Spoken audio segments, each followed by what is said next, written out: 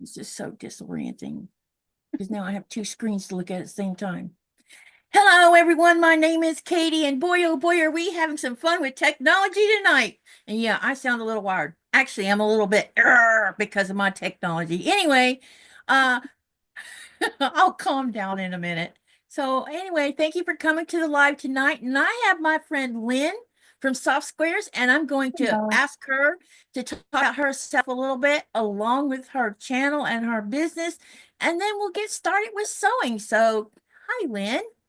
Hello.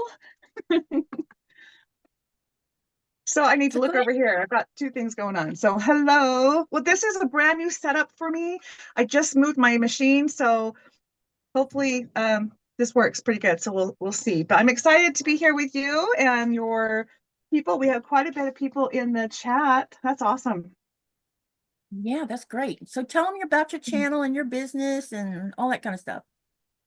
Um, well, I'm basically I like to make quilts, and because of that, it turned into a YouTube channel where I show people tips and tricks. And I decided to open subscription boxes, didn't like the Advent boxes that I got, decided to make my own, and then my store was born. So I am now a full-fledged online quilt store with, what did we figure out, Marlon? 1,500 bolts of fabric. Yeah. And about 1,500 individual pattern titles. So plus notions and pre-cuts and everything else. But we have taken over the garage and the basement and the shed and the living room. In fact, we are in a big bonus room, and this is just my sewing area. So, but yeah, it's so I little into everything and how it all worked. That's awesome. I didn't know you had so much yardage. Wow. I didn't either until we did Well, let inventory. me say hello to everyone in the chat, and then I'll have you show them what you're going to work on, and then I'll tell them what I'm going to work on. So let me say hello to everyone. Okay, Hello, Marlene. okay. Welcome, welcome. Hey, Rita, Misty, Judy, Joyce, June, Susan, Lori, and Sylvia. So far, looks like hello, hello, and welcome to the channel. If you guys have any questions that you would like to ask Lynne, put some kind of emoji in front of it, like a heart or multiple hearts. I don't care. If you want to ask a question that way, Get my I can attention. see somebody's asking a question. And if I miss your question, re-ask again because you all have no idea what we're seeing on our side. So It's different today. sometimes we miss something. And yeah, and I'm going to put my other camera up. I was having technology issues and I had to improvise and use the other laptop, which now is very confusing to me because I see two screens instead of one and it's weird. Anyway, Lynne, tell them what you plan on working on and I'm gonna get my other camera up. All right. Well, I went to QuiltCon my very first time going. It was in Phoenix about 2 weeks ago, and I met a whole bunch of pattern designers and grabbed a bunch of patterns. And one of them were the Everyday Stitches people. Got to get myself oriented there. And they are a lot of modern quilts, but look at how interesting this is. These are all Oh, that's so cool. curved. So I am trying to figure this out. Now, I have my own set of templates that we have manufactured that work with these patterns. And so I am trying to see if I can figure out how to use them. I mean, I've made a whole bunch of curves, but now I'm trying to follow the actual pattern. And so I'm playing with that. And then eventually I'll be able to do a tutorial on my website on how to do that. But I have several little projects going on. I also have this cute little, it's just going to be a little rug placemat, not really a placemat. I want to use it at my sewing area. This is just a charm pack of a collection from Moda called Parlor. And so I decided I'm going to quilt this. So right now it's just glue basted. And I got my binding figured out. So we'll probably get to that. And just a couple other little things kind of, it just depends on if I have any luck with this, how long I stay with it. So we'll see what I end up doing. And I had shoulder surgery. Some of you know who I am and some of you don't, but I had shoulder surgery 1st of December. And so it hasn't been that long since I've been able to start sewing again. So I had to put a lot of things to the side. So I'm really excited to get to just sit and play. And I don't know why, guys, but my chat is not advancing on my side. And I apologize. I'm just not So seeing. hit your chat. Put do you see up the top where it says live chat, top chat? Do you see There we that? go. Yeah, and I had to make Yeah, it a hit pop the out live box. There we go. There we because that's go. probably what it is. Yep, and I can see now I see all kinds of people in there. I can only Yes, see people because view. So yeah, I recognize the names. But we definitely have some crossover between the two of us. And this is what's awesome is we get to be exposed to new people. So anyways, as far as what I'm doing tonight, I'm gonna try to make this pattern out of black background and then this gray marbleized color. So it'll be a two-tone. We'll see how that goes. So be fun. I've never done curves. Do you know that? I haven't done them a lot, and I was playing with it, and they're super super easy. In fact, maybe I'll show you guys just a little quick demo on how to do it. But first, I want to figure out how to cut this particular pattern out. But I have it's been fun. I've been just playing with it because it's like, oh, this is easier than I thought. So, but now I have to follow a pattern, and you cut it a little differently than Yeah. because I'm making half circles. That's a little different. Okay, so we Hey, got some Lori. action going on in here. Lori Colkin said she just subscribed to you, Lynn. And Yeah. also, thank you, Susan and Misty, for signing up to my membership. I Oh, no appreciate that. worries. Thank you. All right, let me see if there's something I need to do. What is it I need to do? Oh, darn it. I have a Um, commercial. oh. There we go. Yeah, there's nothing I can do about the ads. YouTube I made a know. change, and now all of us are getting ads in our I know. live. I know. I hate it. It's the new If you YouTube had the thing. Thank ability you. to turn it off during a live and then return it back on, now you can forget it. So all of It's y'all who super see ads, we no longer have control. control. I know. It's awful. I know. I do a weekly live sale on Monday nights, and a lot of people like, tell me again what you just showed because I had a commercial. It's like, I'm sorry. Yeah.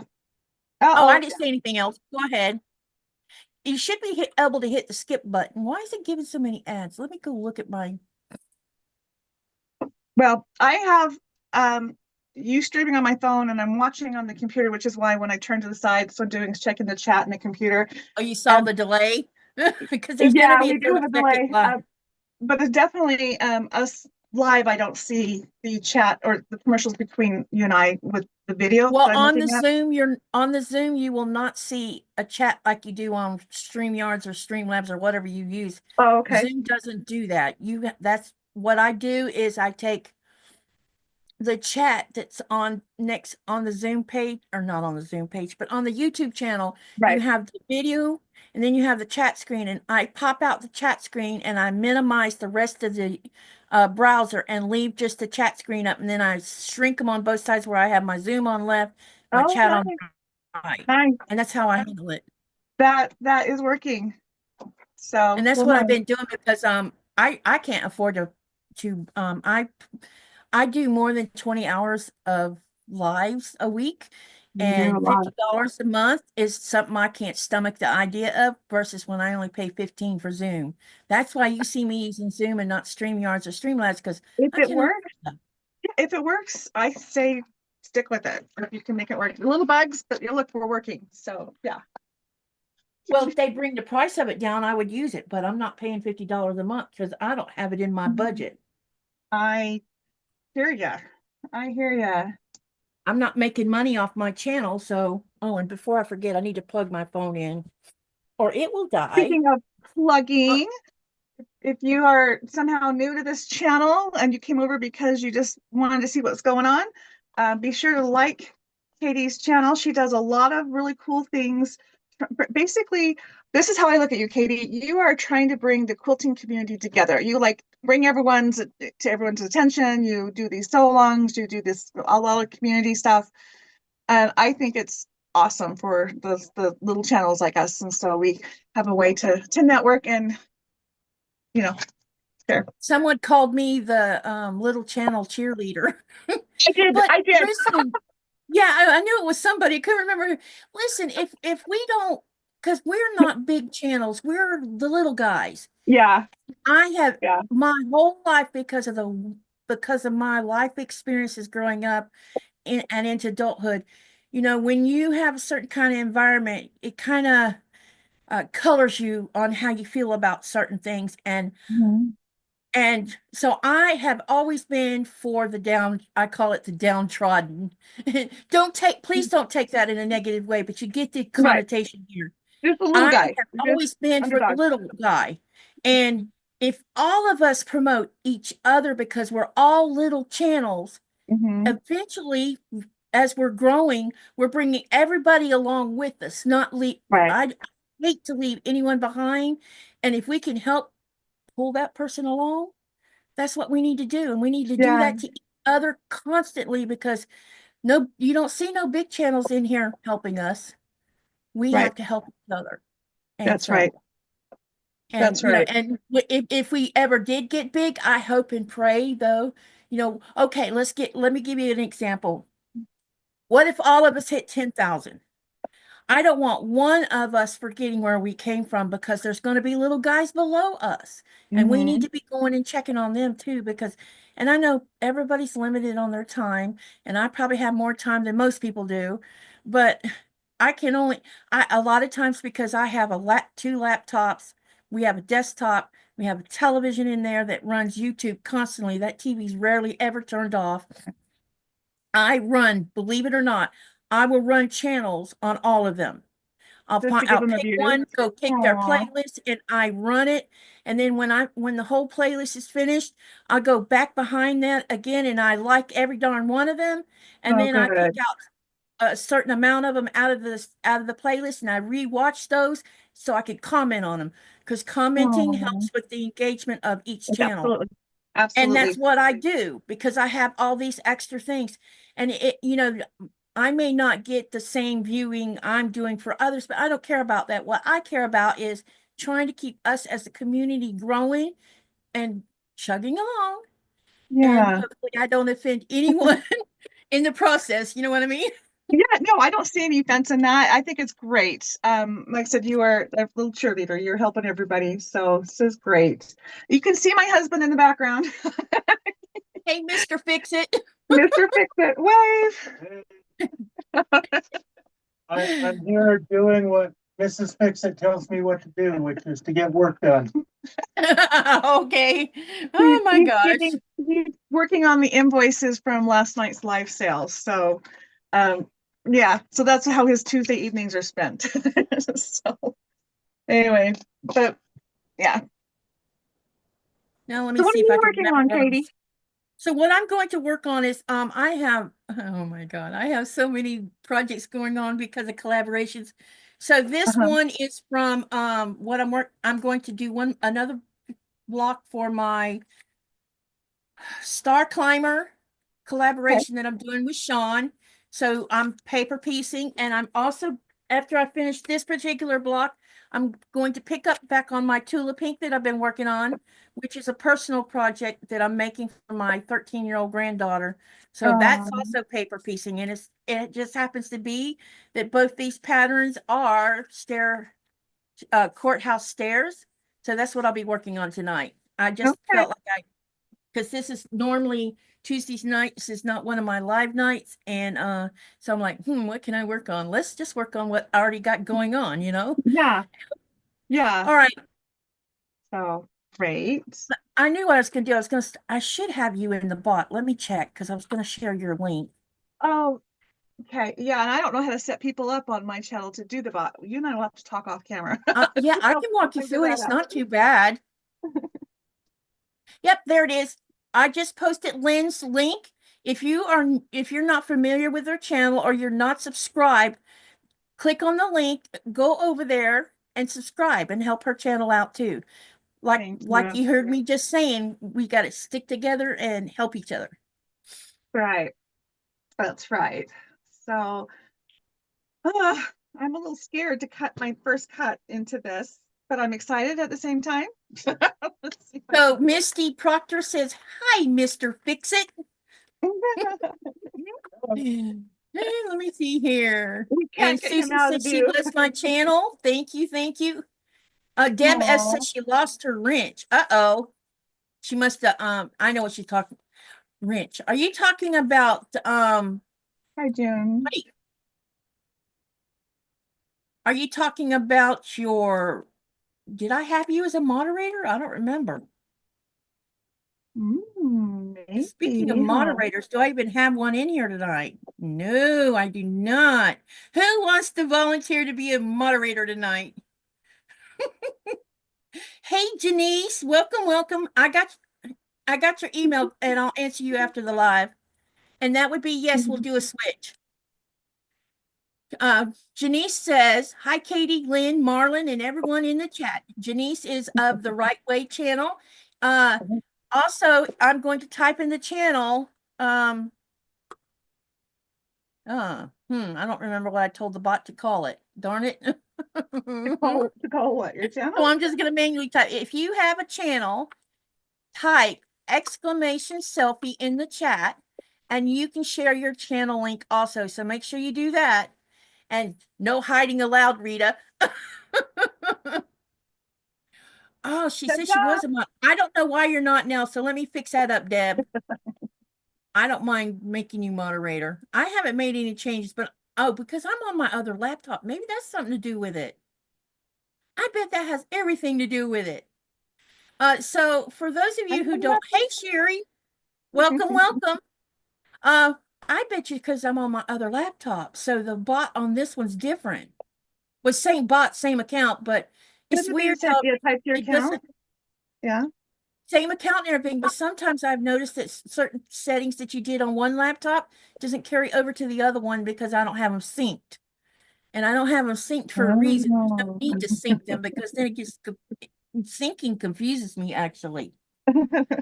Like especially when it asks you, do you want to sync your phone? Like, no. No, really don't. I don't want all that garbage on my phone. Exactly. All right, anyone else? Who else wants to volunteer to be a moderator to help Deb S out? Anyone? I don't see any volunteers. Anyone? Anyone else? No? No one? Okay, fine. Well, It's okay. moderate. Good. Well, it's not even hardly nothing. I have let's knock on wood. The person who was being annoying has You have an Rita annoying says, I person? have no comment about new cell phones. Rita says, sure, go ahead. All right, I'll put another moderator up here to help out. But we haven't had any issues in here in a while. There was someone coming in here being all sexual harassment stuff, making little comments that make my face turn red. Yeah, that's what they're trying to do. And because I don't like being talked to that way, not because it's for personal reasons, I don't like being talked to like that.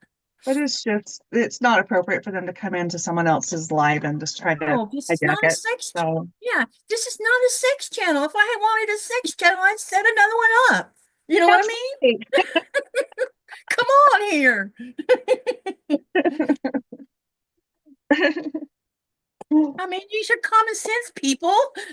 I know. Be nice, people. That's what I say. Yeah. If you want to do that, go find a channel that is actually that kind of thing where you can talk that smack, you know? Yeah.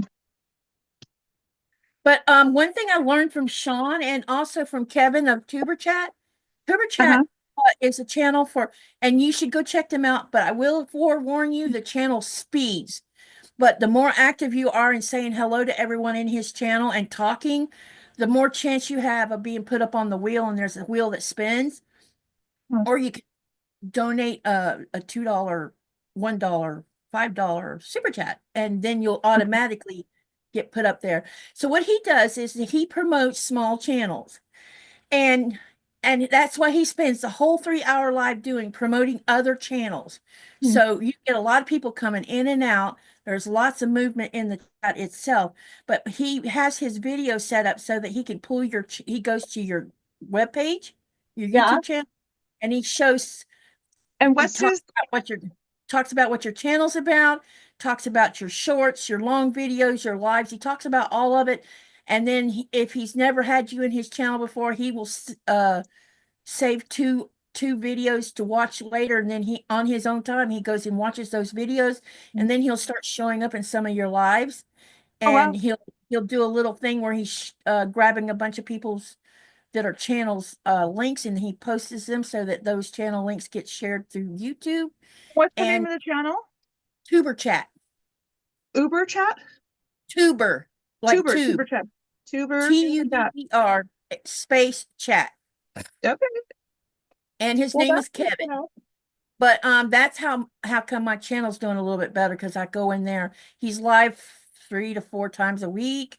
Wow. And it's not the same hours of every week. He moves them around.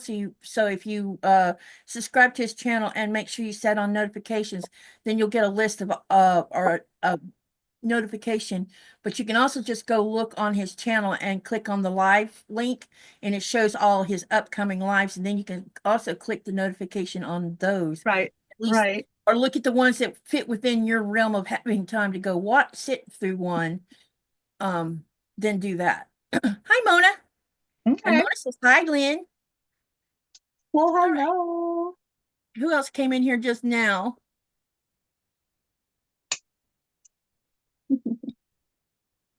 In fact, last night he had a live last night, and I sponsored Sherry in there so that her channel could be shared. Because she's Nice. very new to the channel right now. Is she in our chat right now? Yeah, she's here. Sherry Yurton. She has a channel.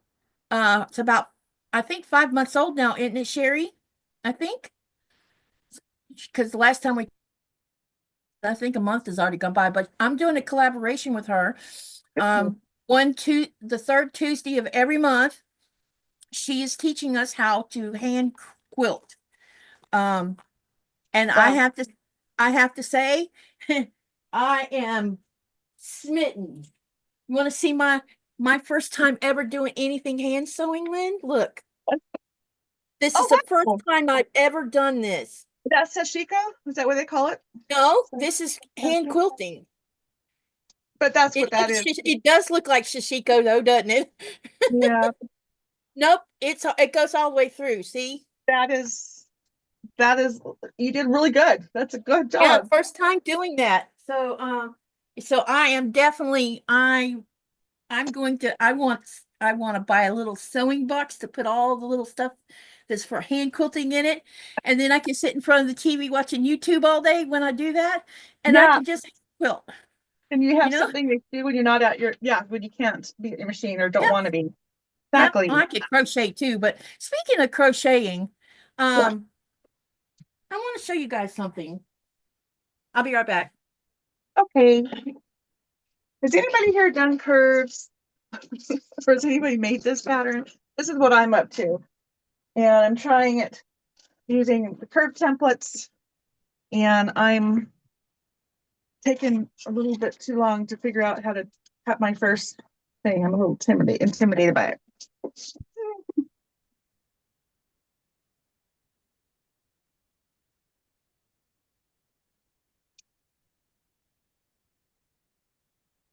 You know, I was playing with the curves because I have these curve templates that I have.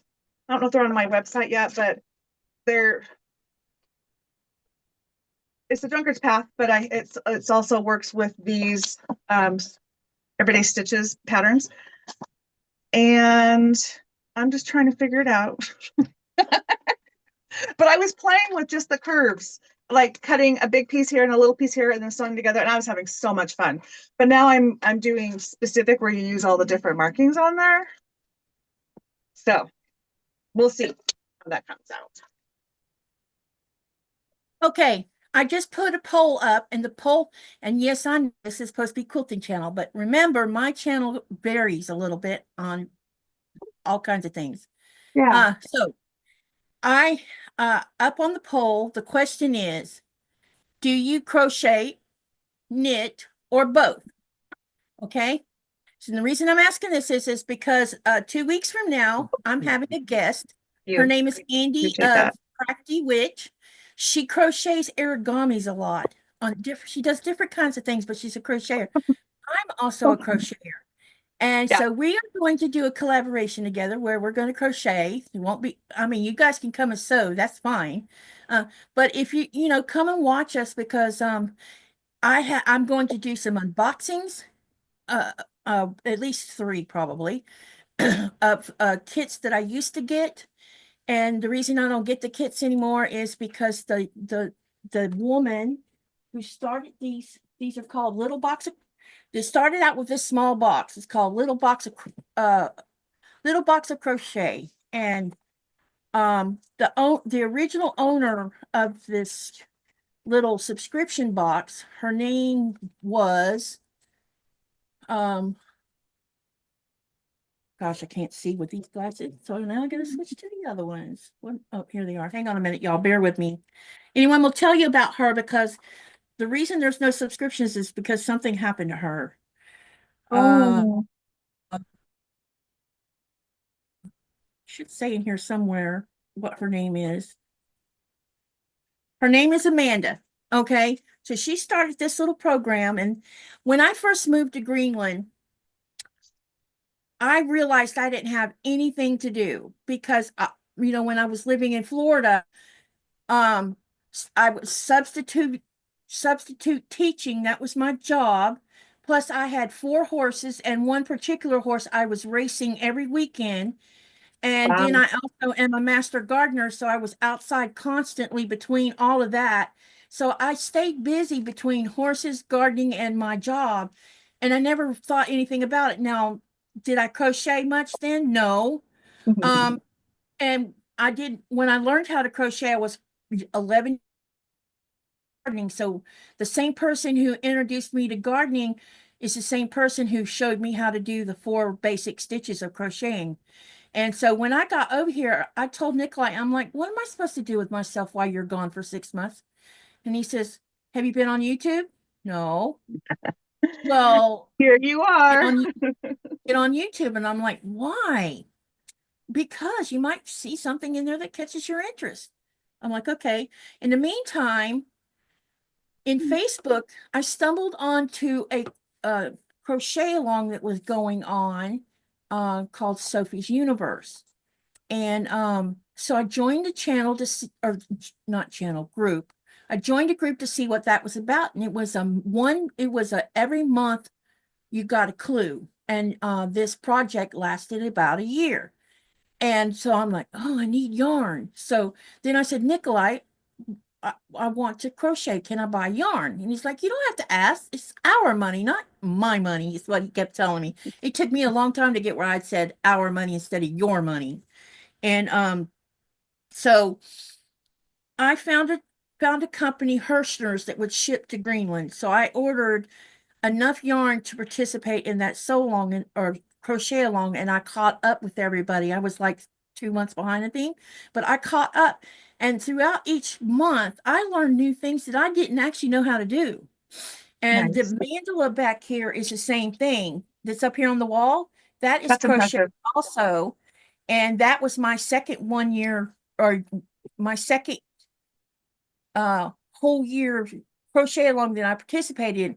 In the meantime, Okay. I found Little Box of Crochet. And she was a month subscription. Every month you got this little box.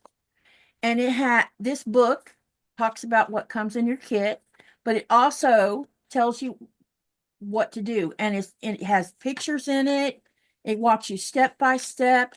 You get in like this little kit here, you got a zip because it's making a small, what they call it, because it's interlock crocheting for this particular project. So it's making a little bag. So you get enough yarn, you get a zipper, you get all of these colorful balls of yarn in here. And you're crocheting a bag. Wow. Yep. You get listen, every kit comes with a new crochet needle that's for that project. So you end up with a set of crochet hooks. She sends a tapestry needle, which is put in these little pom-pom things. And I've been saving them up because I'm gonna put them on sew them onto a crochet piece and hang them from somewhere. And you also get this one came with a little how to pull your thread through the needle. or your yarn through the needle, and there should be some stitch markers in here somewhere because she always stitch markers in here as well. And then sometimes she'd put like a little gift in here. So in this particular box, this came, and I'm not sure what this is. I think it's a bookmarker is what it is to put Okay. inside your book. So Yeah, it's like this. it hangs And out you the back. Yeah, crochet tassel to put on the end of it. So that's part of the pattern too, is put a tassel on this. that's cute. And you also here's the stitch marker. Okay, Wait a minute. Let me see if I can get it to stop moving. that's a lot of stuff. Yep. And then and you also get a postcard. And some of her postcards are pretty interesting.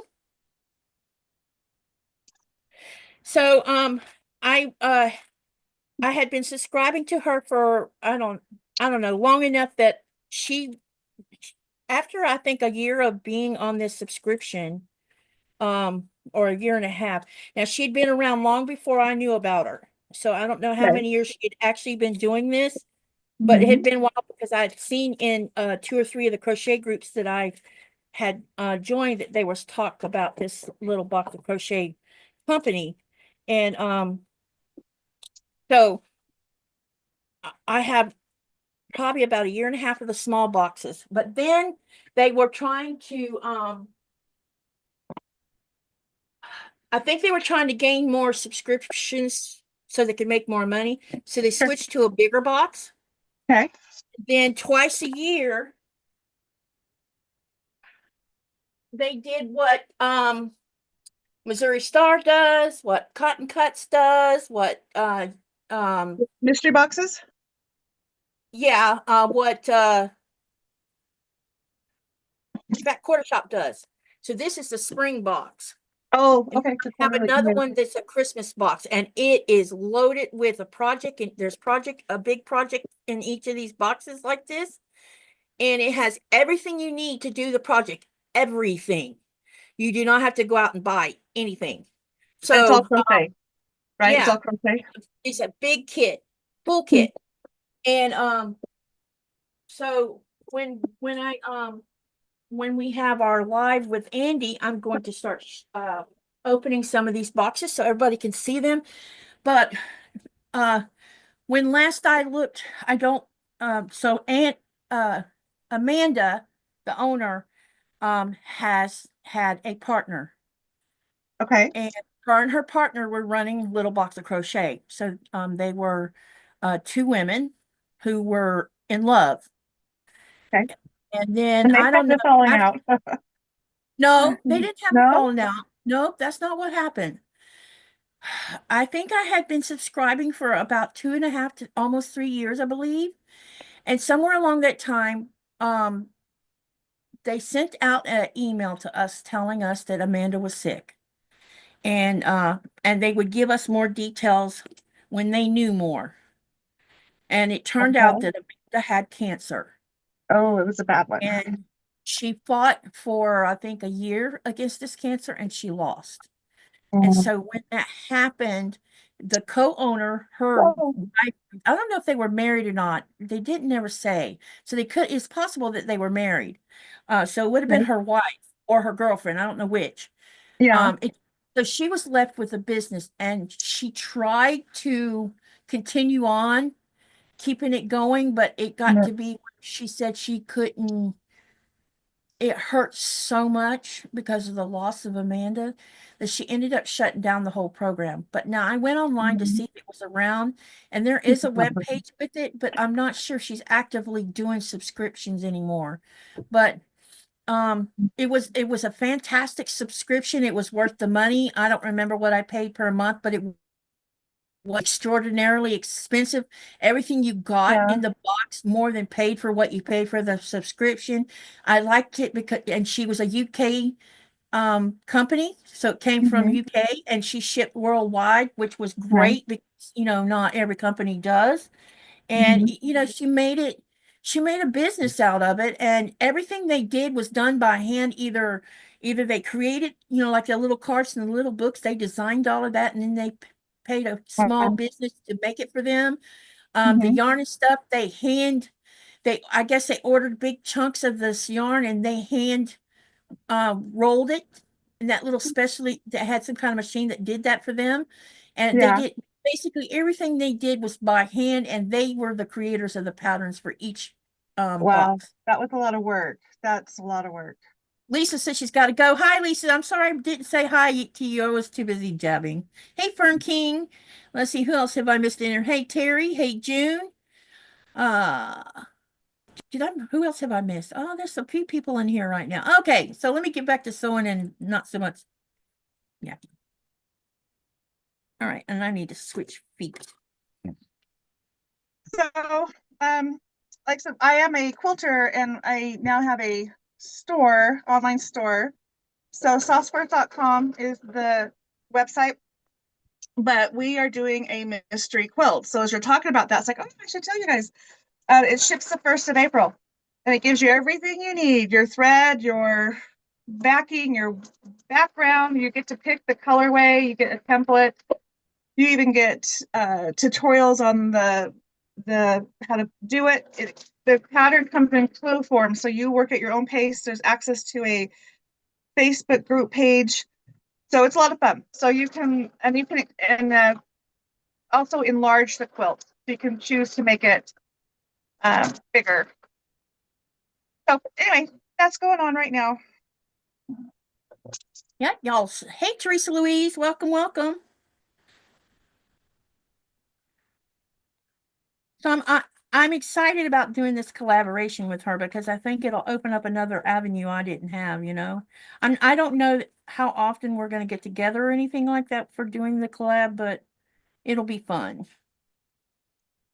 Do you crochet, Lynn? I know how to do one stitch, and when I crochet, I make one blanket with or stitches with that one blankets with that one stitch. Can't even talk.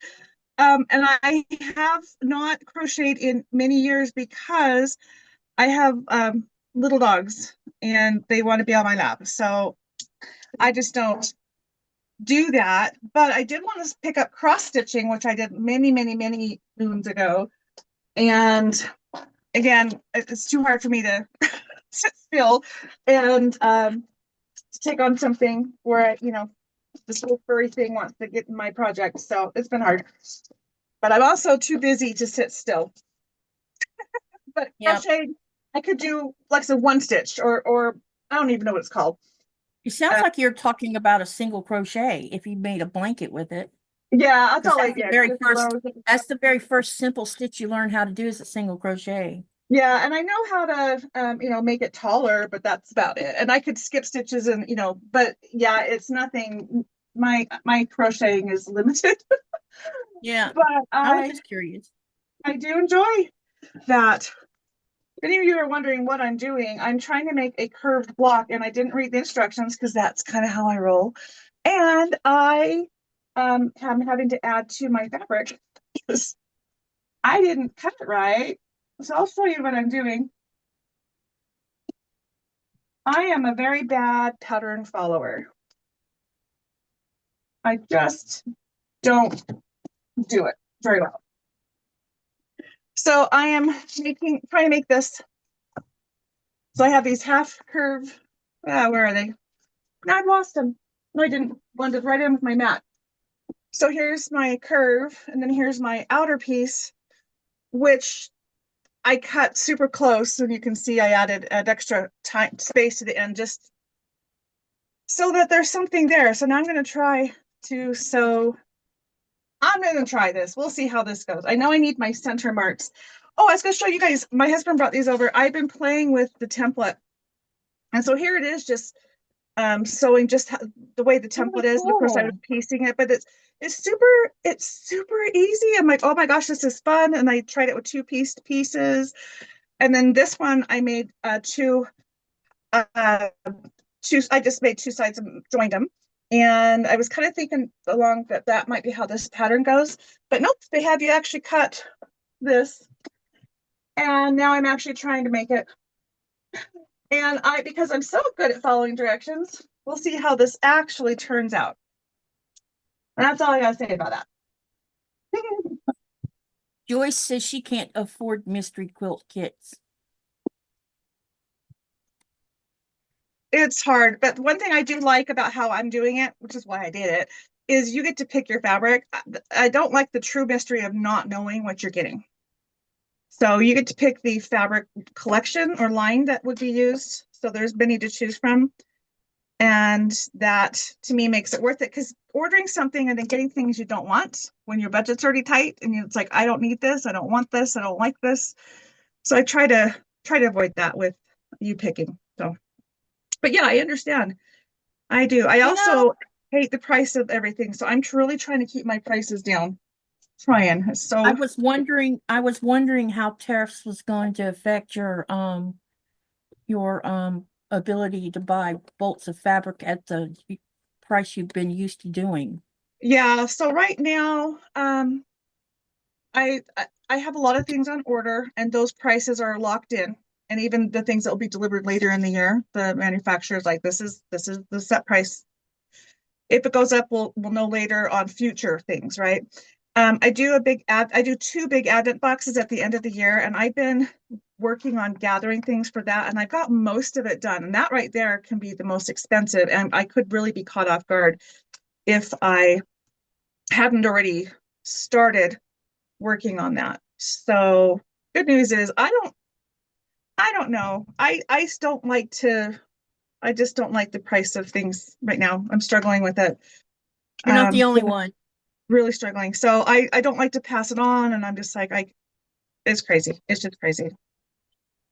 I'm worried about my hobby getting trashed because I can't afford to do it anymore. Yeah.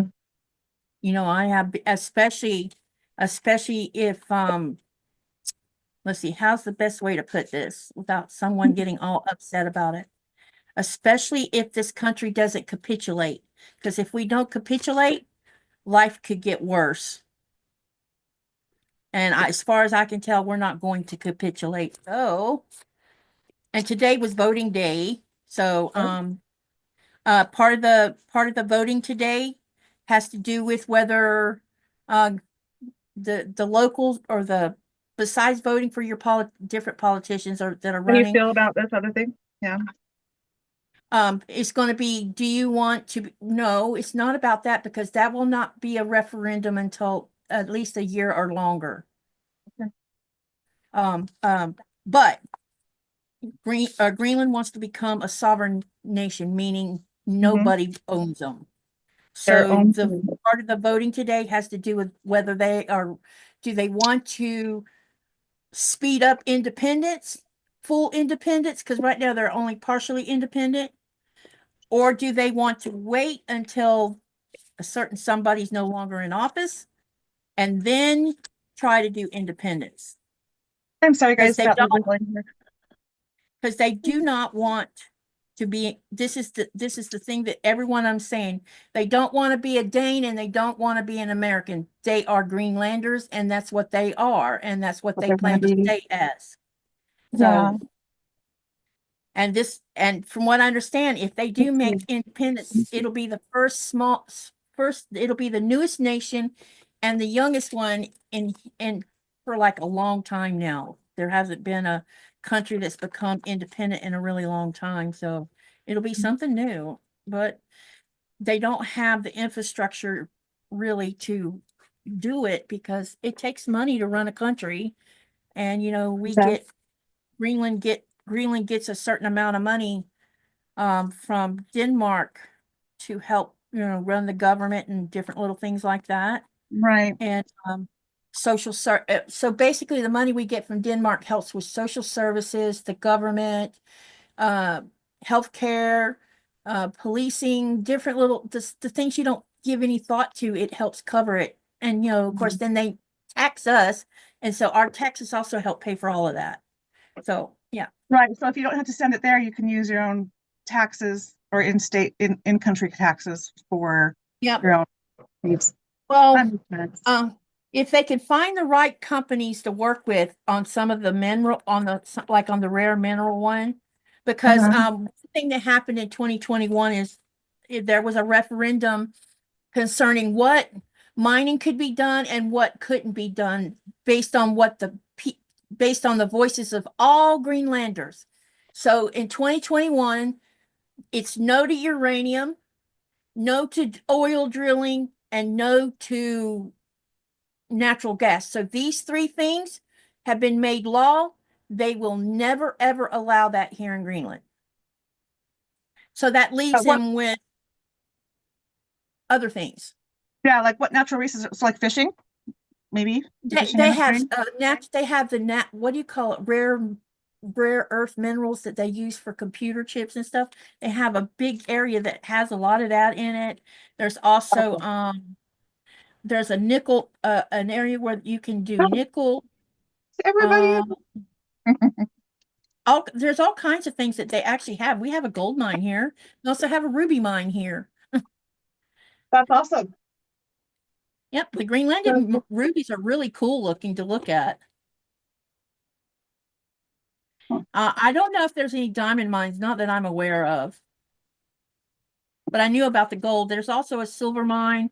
Back during World War II, Denmark and the United States were mining cryolite, and my goodness, they made a ton of money off of it, and Greenland didn't get any of the money out of it. And Mhm. so that's what there's a lot of talk about. If we allow other countries to come in and help us mine, we have to make sure that we're protected and we get the money, not they get all the Absolutely. money and we get nothing but a hole in the ground. Absolutely. And So we Chris, all know that big countries have a bad, and I'm not talking just about the United States, so please don't think I'm saying that. But any rich nation has taken advantage of smaller nations. Look at what's happened with Africa with the diamond mine and everything. So, and I think Greenland's aware of this potential to happen. So they're going to try to make sure it doesn't happen. This is a well, good. this is the 21st century. It should be allowed to do what it wants to do, not what other people say it should do. Right. So I'm reading the comments. It says, Katie, you should start a quilting movement in Greenland.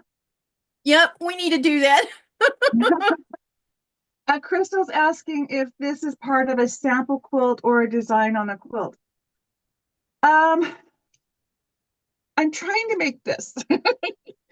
And this is my first attempt. Look at this. I did it. So it's pressed, it's flat, and I had to add this, which means there's a seam right through here. But because I don't read instructions very good, but I did a curve. It looks like the moon, doesn't it? Look at the moon coming up over the horizon. It does look like a moon.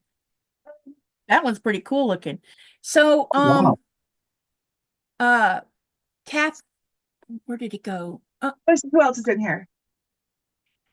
Hang You on. got Kathleen says, I'm concerned about purchases from the US right now. As a Canadian, I'm unsure what impact they'll have on stuff coming across the border. And they already have a tough time with fabric and stuff coming across the border as far as shipping and stuff. And then Susan says, what I really appreciate was hearing the leader of Denmark say to Trump, told him to F off. Yeah, he did that. And then Kathleen says, is there a benefit to being a part of Denmark for Greenlanders? I feel like Canada is independent, but we are happy to be part of the Commonwealth across the world. So, we're not, Greenland's not, it used to be that Greenland was in full, Denmark used to fully control it when they, because, but, in 1972, they earned the right to have government that could be, a democracy with elections and the government similar to the parliament and stuff that Denmark has. So then in 1994, Denmark granted them more independence. So now they control.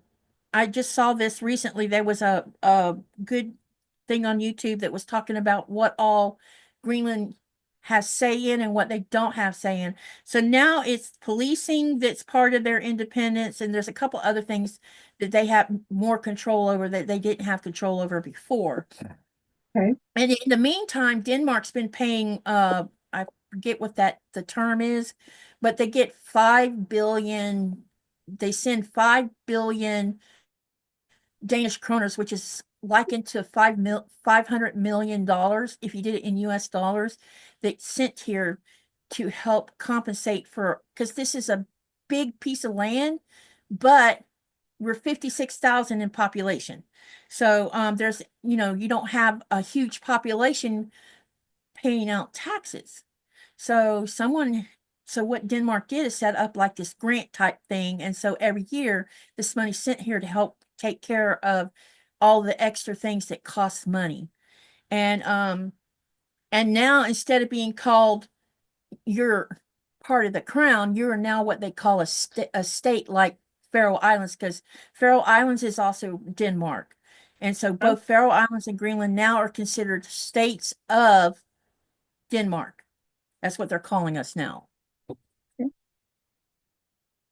And I don't know, I think that they probably amount of money to Faroe Islands too, but Faroe Islands, I've been there and their advancements way faster than what's happened here. Things have been slower here because the reason it's slower here is because we live on a chunk of ice. And well, I don't. I live on the outside of it. But all of the center of Greenland is covered in this big chunk of ice.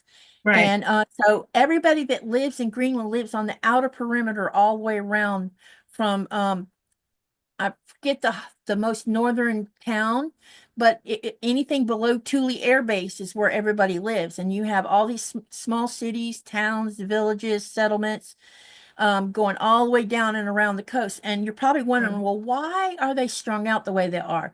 So if you were to go back to the Sakak age and the Dorset age and the Thule age, Inuits were migrators, and they migrated with their prey, which means they went with whenever reindeer was migrating and the bowhead whale migrated, they went back and forth across that ice sheet that used to be Russia, Alaska, Canada, and Greenland. There was a big ice sheet there, or sea ice is what I'm talking about. And so they would migrate back and forth. So their habit of migrating was already part of their DNA. And then when they split apart, and some stayed in Alaska, some stayed in Russia, and some stayed in Canada, the ones that migrated to Greenland became, part of Greenland. They also migrated down that west coast all the way around to the east coast. So, and they basically was during the summer months, this is how they fed their families. They would hunt and gather and fish. Right. That's what they did. And then during the winter months, they would go back wherever they wanted to establish a main home, and they lived in sod huts during the winter months because the winter months is so hard. And so that's why we're strung out the way we are, is because it's part of the history of where people end up. And I can tell you that the need to migrate constantly is still in their DNA. Is it? Yeah. It's interesting. So our town is a population of around 3,800. Now, sometimes it drops below 3,800, and that is because we're here in South Greenland, because there is division. There's like you have South Greenland, you have West Greenland, you have Northwest Greenland, and then you have East Greenland. Those are all broke up into what you would like into like a county in the United States, where a county has multiple cities in it. This area covers that many towns, villages, settlements. It'll cover that area. So we're considered South Greenland. So down here, because we're in South Greenland, we have towns. We're a town, and we're the largest town in South Greenland, but there's also villages and settlements, and then there's even smaller areas where there might only be 100 people living in there, and all of them are raising families. So my town, Kukordak, is what they call the education hub for South Greenland. So here in South Greenland, or in our town, we have grammar school, middle school, high school, we have 2-year college, and we also have trade school.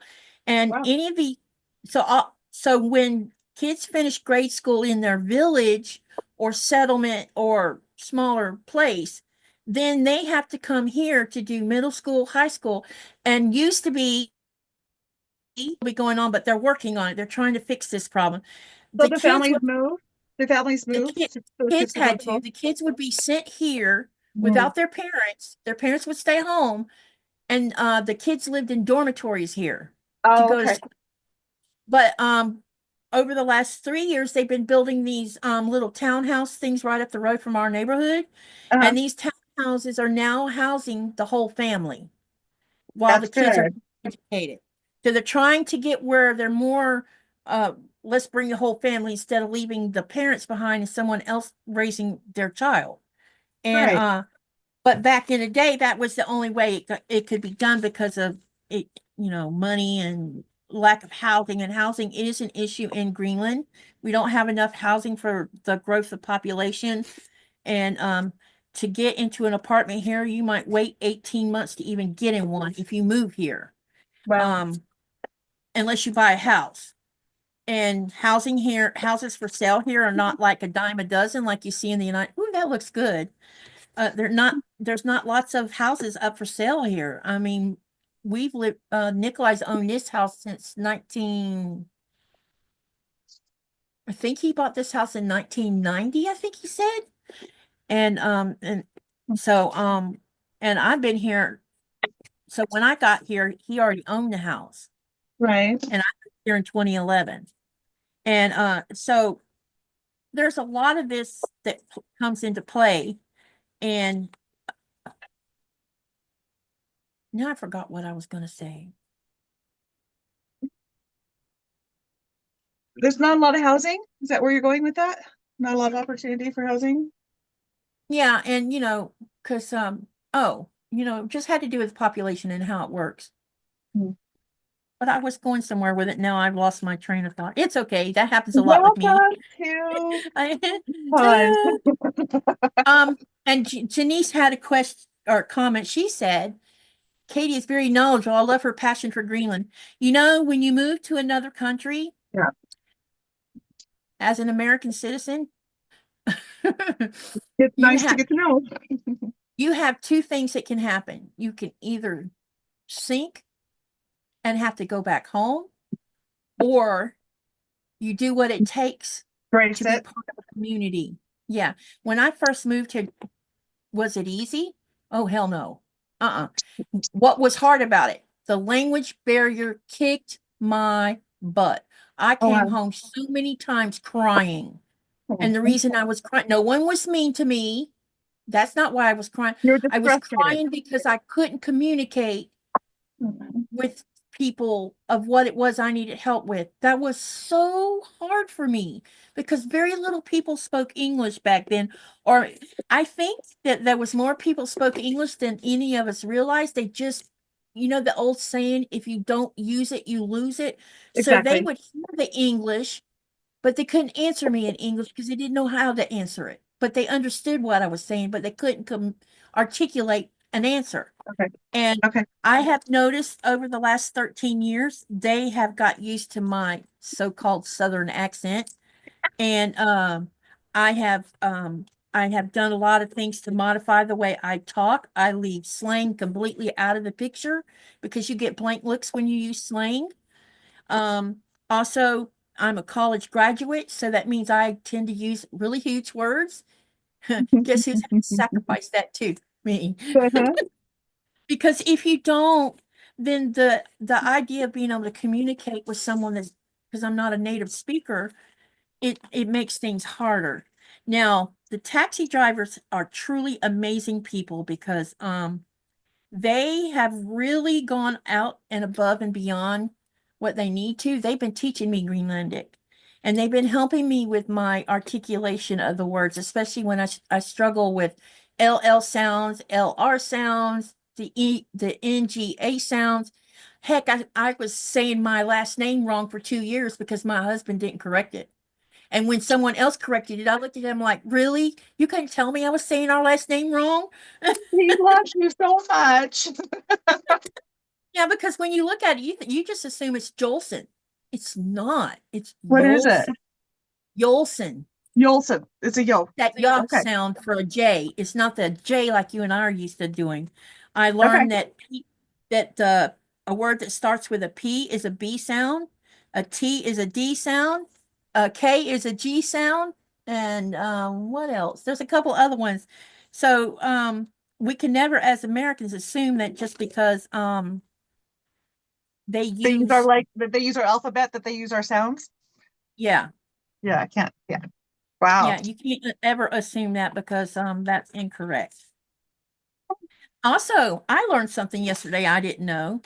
How many of you have used the word Mercedes-Benz in the way I just said it? As in it's a car, so Yeah, we're talking about the car. how else would you use it? It's not Mercedes, it's Mercedes. Mercedes?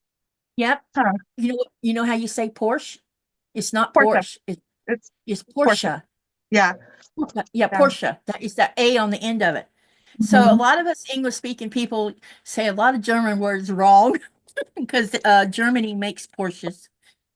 And a Porsche over here is cheap when it's expensive in the United States. Ah, So anyway, back to the moving. So there's a saying here in Greenland. If you stay past 2 years, you're a keeper, but a lot of them don't. They leave within the first 2 years of living here because okay. they don't want to put the effort into adapting. I fell in love, and migration to Greenland was easier and simpler than what's going on in our country. There was no way that my husband would have been able to migrate in such a way where he could do what he was doing for a living there and get the pay Mhm. that he's getting there when he makes good money here, Right. and he's limited on how, whenever he comes to the United States with me, he's only allowed to be there 90 days or 60 days. And if he exceeds that 60-day mandate, they'll deport his butt. And I'm sorry, but I'm not going to have my husband getting arrested for being one day over. So, Yeah. we always are mindful of these rules that are for each country. Here, we had to do the first, every year for the first 3 years, both of us had to fill out paperwork about my migration. And our information needed to be spot on because Denmark reads all this stuff. And if it sounds hinky to them, it could get bounced back here. And then in the third year, if you're still here, then you can request what is called permanent residency. And so on the third year, I requested it and I got it. I mean, it took months to hear back. I mean, it was like 9 months before I ever heard. And because the wheels that grind are very slow. And then every 10 years I have to not re-sign up for the residency, but I have to re-up it's like when you renew your driver's license, I Or have like to your renew passport. yeah, I have to not my passport because I have a US passport. I have to But renew it's the my same thing where residency card, uh-huh. which looks like a driver's license. Okay. And a new picture, and it's instead of 10 pages of paperwork, it's only 2. And and So I had to do that this past year. I just finally got my new residency card about a month ago. does your husband have to do any type of updating on his, does he have a driver's license? Do they have those No, there? I'm the only one that I have 2 driver's licenses. I have a Greenlandic one and a USA one, or Florida one, that is. But he Yeah. has never driven in his life. Oh, okay. He spent all his time at sea and just didn't have the time because Or getting a need, driver's probably. license here is way different. You have to go through school, an actual school. And that Mm. actual school can last several weeks. Mm. And it's very expensive on top of it. I keep telling him he needs to get his driver's license because there might come a day that he might have to do the driving. So do you have a car? No. It's cheaper for me to just use a taxi service. But we are going to purchase a UTV at some point, and then we can use that to get around with instead of, because it costs buying a car it's expensive. Oh my God. It's so pricey because you not only are you paying for the car, you have Yeah. a tax on the car, you have an engine tax, you have a gas tax. Then there's whatever town you're in, there's their tax. I mean, the taxes pile up. So if you pay 50,000 for a car, you're going to end up paying more like 75,000 before all the taxes are over with. So, yeah. And that's just when you buy it. That's not even using it. That's just to buy it. Yeah, just to buy it. Yep.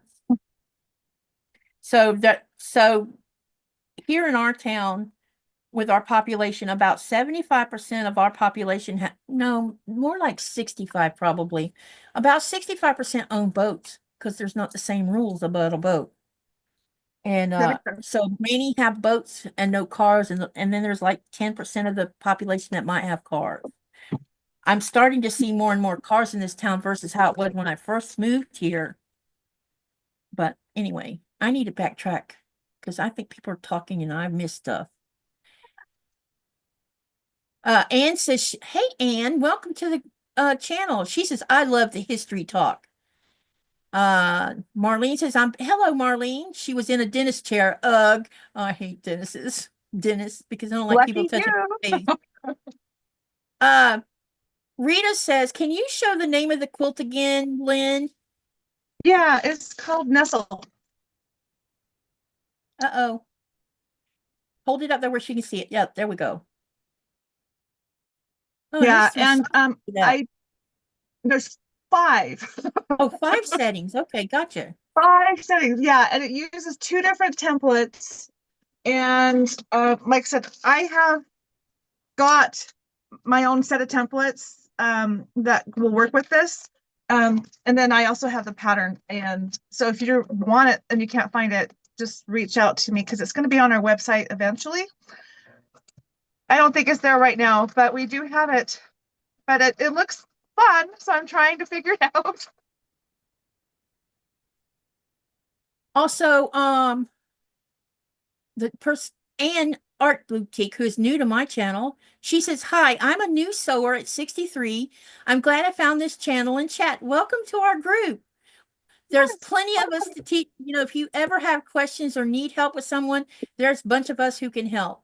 Misty says, what is it? Oh, she asked about the name too. Okay, so you had 2 people asking Yeah, about the it's name of the called page. Nestle. Yep.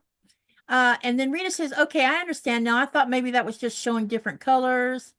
Janice says, I have not yet received my Cotton Cuts PMQ kit. That makes 2 of us. She says, I may just cancel it and purchase one of Lynn's Advent boxes. Oh. You should. And then Denise said something. Well, I know why we haven't got our stuff. I don't know if Janice is doing Phoenix or not, but I know why Phoenix is not out yet. There was some issues with 2 of the colorways, and also I'm not supposed to say this, so I'm not going to tell you exactly what it's about, but they needed a for their die cutting machine, they've added a new piece to the patterns that we have never done before, and they had to order a special piece, and it was on order and it was supposed to get to them, and then it didn't, and the company of the die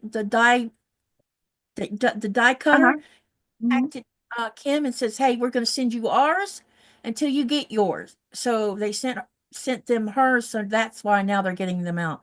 Well, And that's then good. yeah, and then there's of course shipping going on is a problem still, and it's probably going to get worse. Denise says Ukraine has capitulated. They did? What did they capitulate to, Denise? I haven't watched the news today, so I didn't know. I was really hoping that he wouldn't give in to the demands. Let me see. What else did I miss? Joyce says, I got lucky and inherited a lot of fabric from my cousin when she passed. Oh, that's so cool. All right. I think I caught up on most everything now. All right. Hi, Misty. Hello. Hello. And who else has come in here? Hey, Mary G. Welcome. And hey, Melanie. Welcome. Okay. Now I think we're caught up now. Janice says she's doing Rose Finch. Oh, okay. I wonder if that was part of a problem too. See, because we ordered full kits, and on a full kit, they have to do the whole 10 months of stuff. And so I guess on one of the clues where they're introducing a new size of something, it needed a new die cutter or new cube. I don't know. What are they called? Did they stick in that die cut machine? Okay, sounds right. Yeah, they needed a new die. And Mhm. so when they ordered the die, which we all know there's been factory and manufacturing and shipping problems, this particular die wasn't getting to them when they were, supposed to have gotten it. It didn't come. And so they contacted the manufacturer, and the manufacturer then's like, oh my gosh, you still haven't got it. And I'm pretty sure that Kim bent their ear, and so that's why they volunteered to send one of their own to cover for it until they got theirs. Well, good. That's good that they're taking care of them though. Yep. So I guess Sheila has made a new pattern where there's going to be a new size piece in our mystery quilt along. Sheila Christensen is the designer of all these patterns, and she lives in Australia.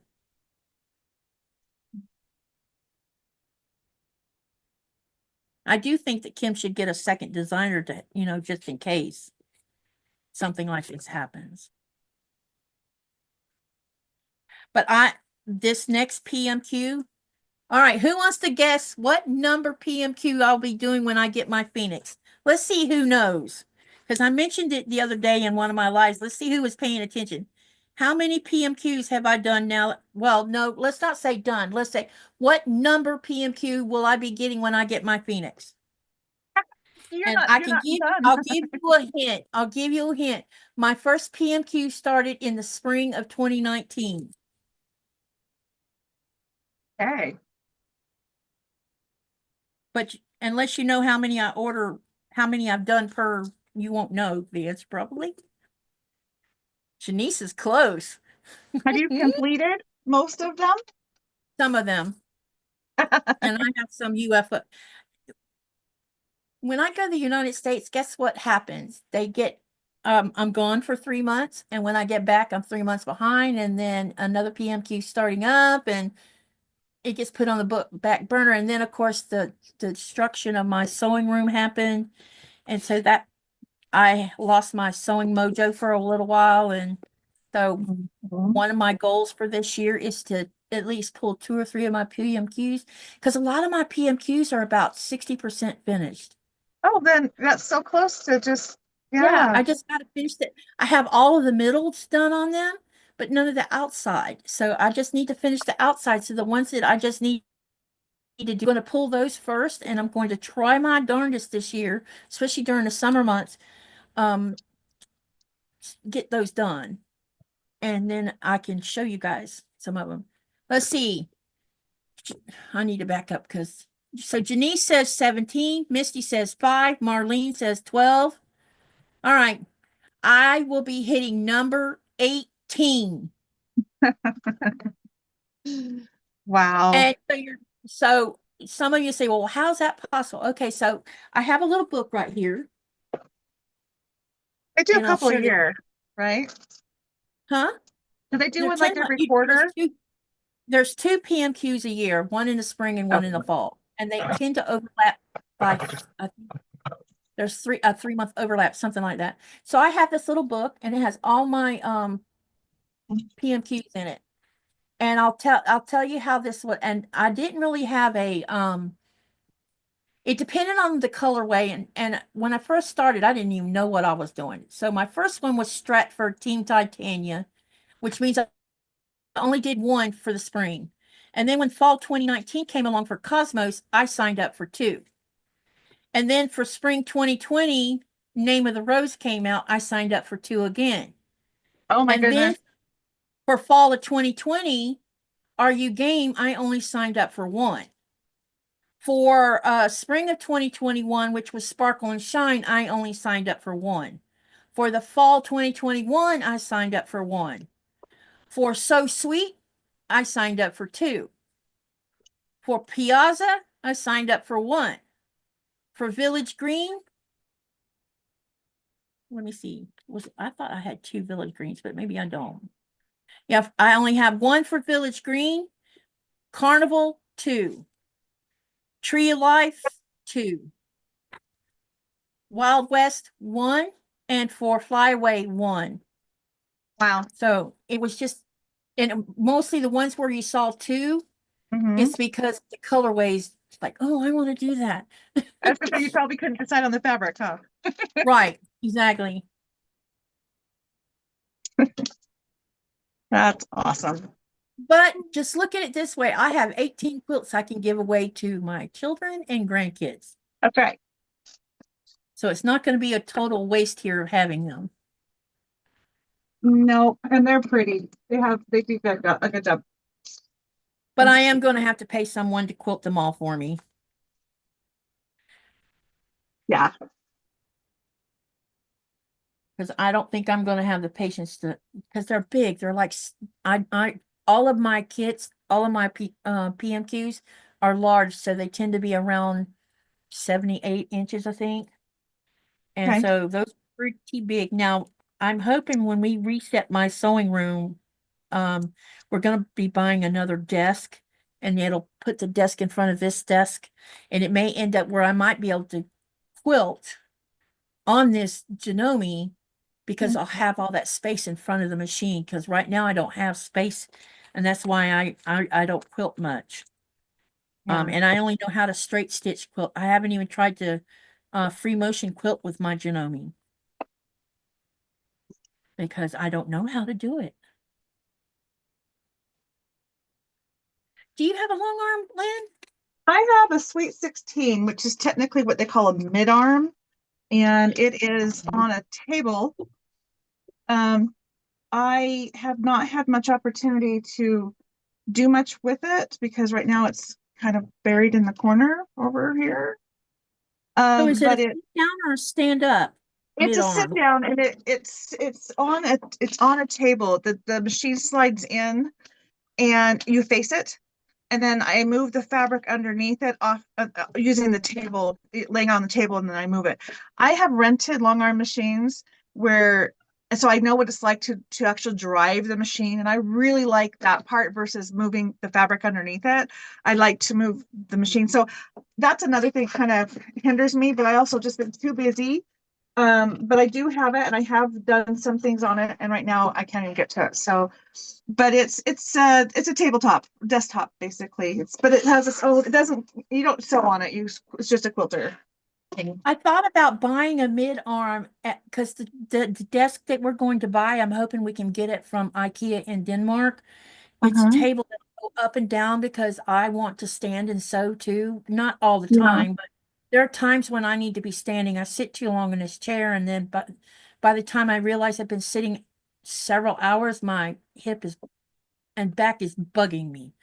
And so They have special frames depending on the manufacturer of the frame. So they actually have a lot of options for those. I do yeah. know that. So I was thinking I would do that, and make sure I'm doing this right. I thought about doing that since I don't have the only way we could put a long arm in this house is if we got rid of our sofa. Don't do that. And Nikolai's like, if you're going to do that, I want a room for Legos. And I'm like, yeah, I'm not going to. No worries there.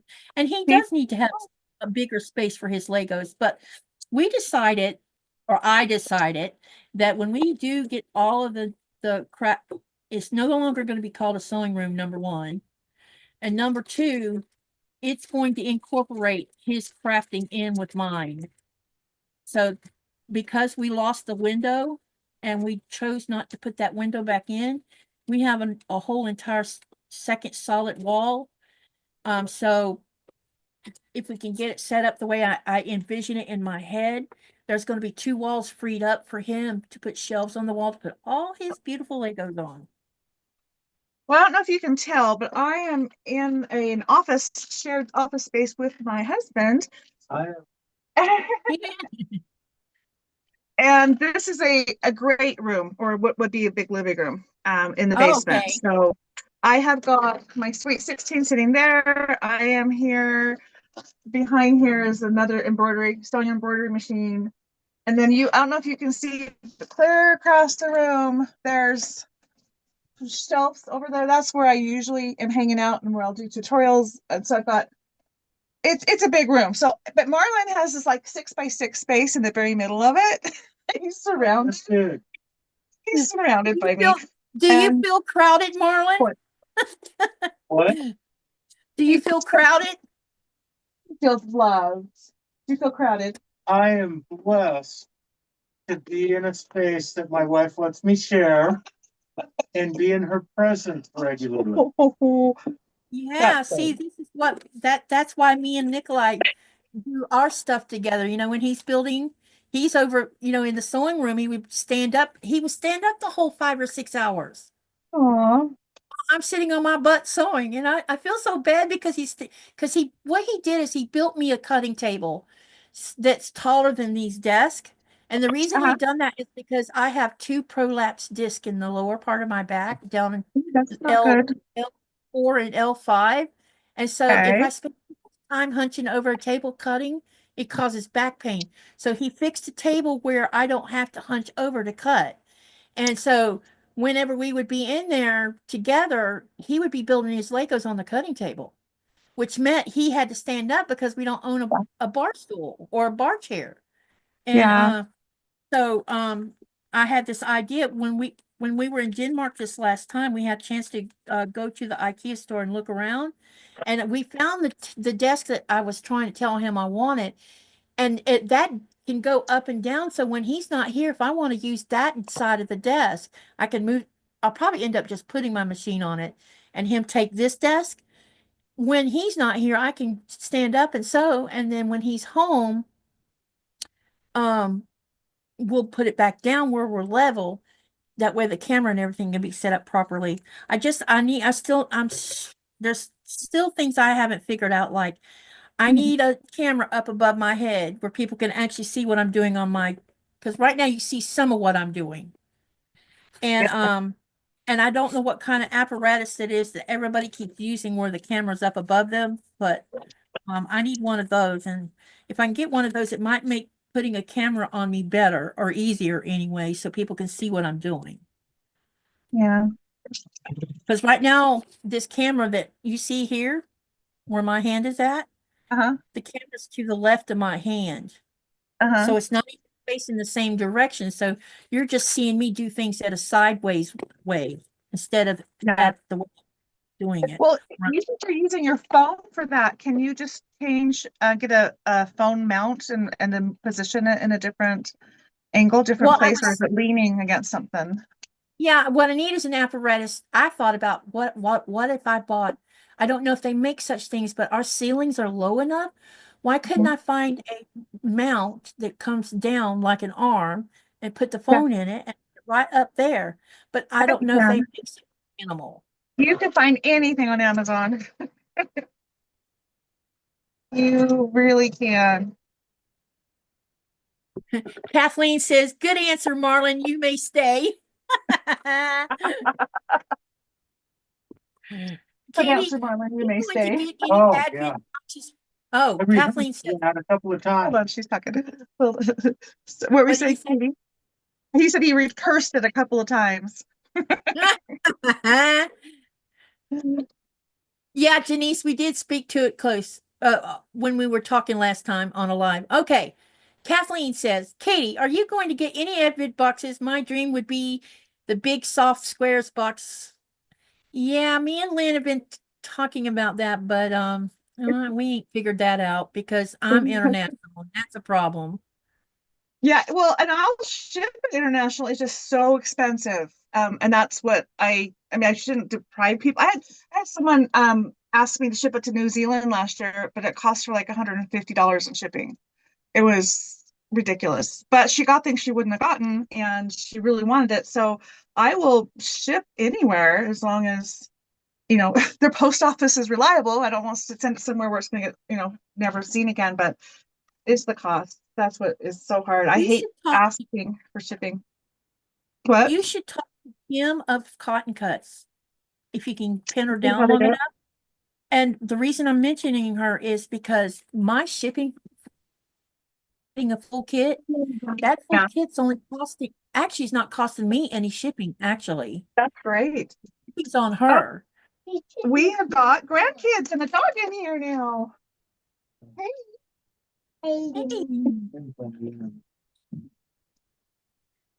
But the Uh, regular shipping, like for my Cotton Cuts classic box, I think it's $dollars for that little box.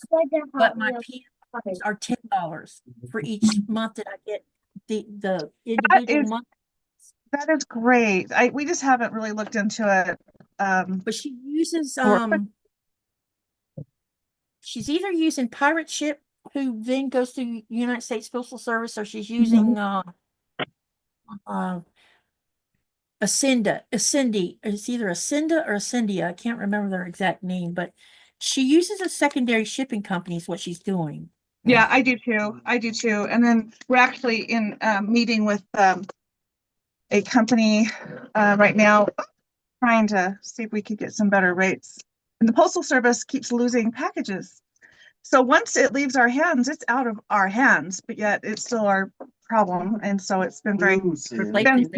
Ended on You know how vacation. They've many been on vacation. Yeah, sometimes they don't arrive though. Sometimes it takes 3 weeks, but it's ridiculous. between Fat Quarter Shop, Missouri Star, and Cotton Cuts, Yeah, when the lockdown happened, yeah, they really lot did of well. my a lot of my stuff disappeared, and some of the stuff that I bought was $300 worth at one time. Disappeared, like it just got shipped and never made it. Is that what you mean? No, it I can tell you they must have a thief in the Chicago International Airport, because that's where everything disappears, is right there. Oh, wow. Wow. Because once it gets there, you don't see any more about it. That's not cool. Nope. And it seems to be at that particular hub where things just stop So being, were they not stop able to being, file a claim? Sorry. he did. Now, Okay. I don't know. I don't ask these questions. I just know she did. Yeah. Now and then, when I've had, like a missing subscription box or a missing PMQ, sometimes the Postal Service here will get something from the United States requesting information, and then Nuka email with a PDF, and she says, "Can you please answer these questions for me, please?" And then come by the post office so I can finish our end of it. And it's like, nope, didn't receive it. And then it gets sent back to whoever filed the claim. Dang it. And that takes months for you to even see one of those. So I just did one about 3 months ago. Do you know when they were asking about? It was from 2020. And I'm like, I'm supposed to remember that? Oh my gosh. That's crazy. That is wrong. But I wanted to mention this to Kathleen. I do get advent boxes. I got advent boxes this time. Have you seen them? No, and I'll tell you why. They didn't get here. They were mailed out on time. There was no hang up on Cotton Cuts in, but when it left her, that was the last time she saw it. And so by the time I got it, it was the second week in January, and she mailed it out in the second week of November. Wow. So I have advent boxes that have not been opened. So you're going to say, well, what are you going to do with them? We are going to have Christmas in July. I'm going to Way to look at it. We are going to do advent boxes in July. And we also have some Lego kits that are Christmassy too. So July is going to be Christmas time.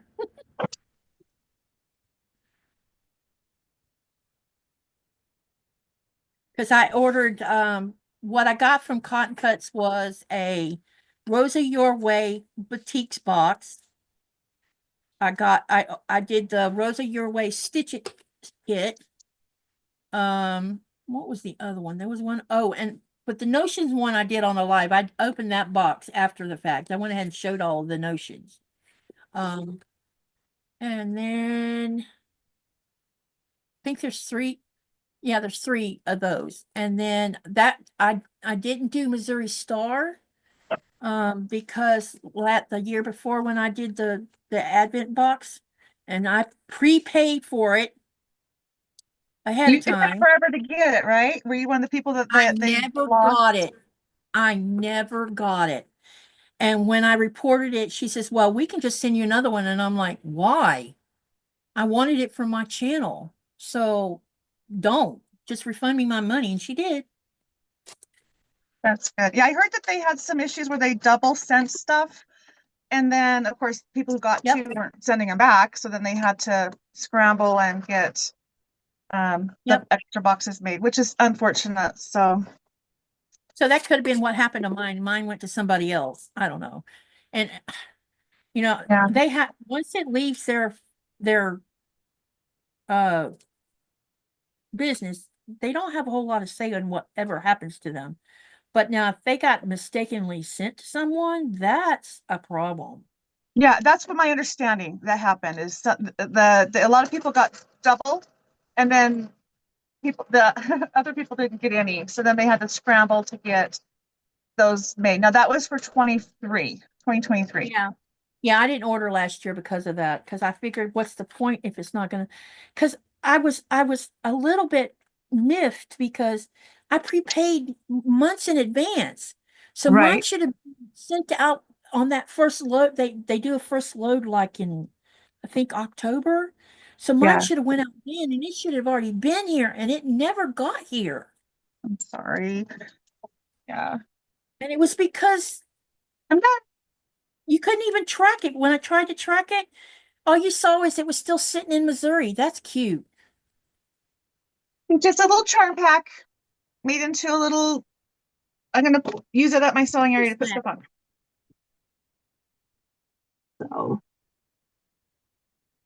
So anyway, y'all stay tuned for July because I'm going to have fun in July. Well, good. And Nikolai's going to be doing his Advent box didn't come until, well, that was because that just happens from Denmark sometimes. So his Yeah. Lego Advent box didn't get here until the 15th of July, I think it was. And I got to thinking, hey, why don't we take the Lego Christmas stuff that hasn't been opened yet, and you do the Christmas stuff while I do the sewing stuff Yeah. in July? And he's like, hey, that's a great idea. It's a great idea. You guys are cute together. Thanks. We have a really good relationship. He, you know, my life is the best it's ever been. And it's because And that's amazing. You deserve he it. is, Everyone does, but that's that's amazing to what get he there. tells me regularly. I deserve to be happy and loved. That's what he tells me all the time. He reminds me of it.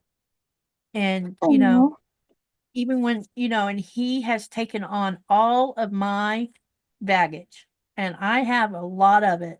And, instead of being, what about it? It's what can I do? Or he'll come and put his arms around me and let me cry. Or if I'm angry, he helps me calm down. And it doesn't happen it, just so you know, what I'm talking about does not happen all the time. We never know when it's going to happen because I don't know. I'm not aware of all of my triggers. Yeah. And when it happens, there's nothing I can do about it except write it out. And usually he, like, I didn't know this was a trigger. Having people over to my house for dinner is a trigger. And I love to cook. Oh my God, I love to cook. And I'll be in there cooking. And then about 2 hours before we're supposed to get guests, he sees what's going on and he comes in there and he says, okay, you're about to have a meltdown. What can I do? Oh, he's And I said, well, attentive. can you take care of this? And can you? Sure. And he just jumps in and does it. Mhm. No So how do question you that. how do you do on your own when he's gone? Because you said he's gone for long periods of time. Obviously, you can Well, manage, but it's when maybe more when the triggering when you have more going on, more yeah, activity. when the triggering from the sewing room happened, oh my God, it was horrible because I was by myself when it happened. Mm. And it sounded like a bomb had gone off in our house. Yeah, that's And crazy. then when I walked outside, you know, some of you've heard me talk about how I keep my anger shoved way down where you can't see it. Because most of the Mhm. time y'all see me as a happy person. Except when I have except, like what you saw earlier today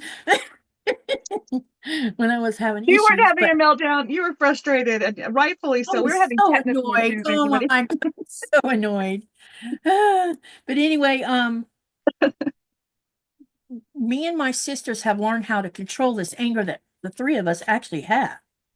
And Mhm.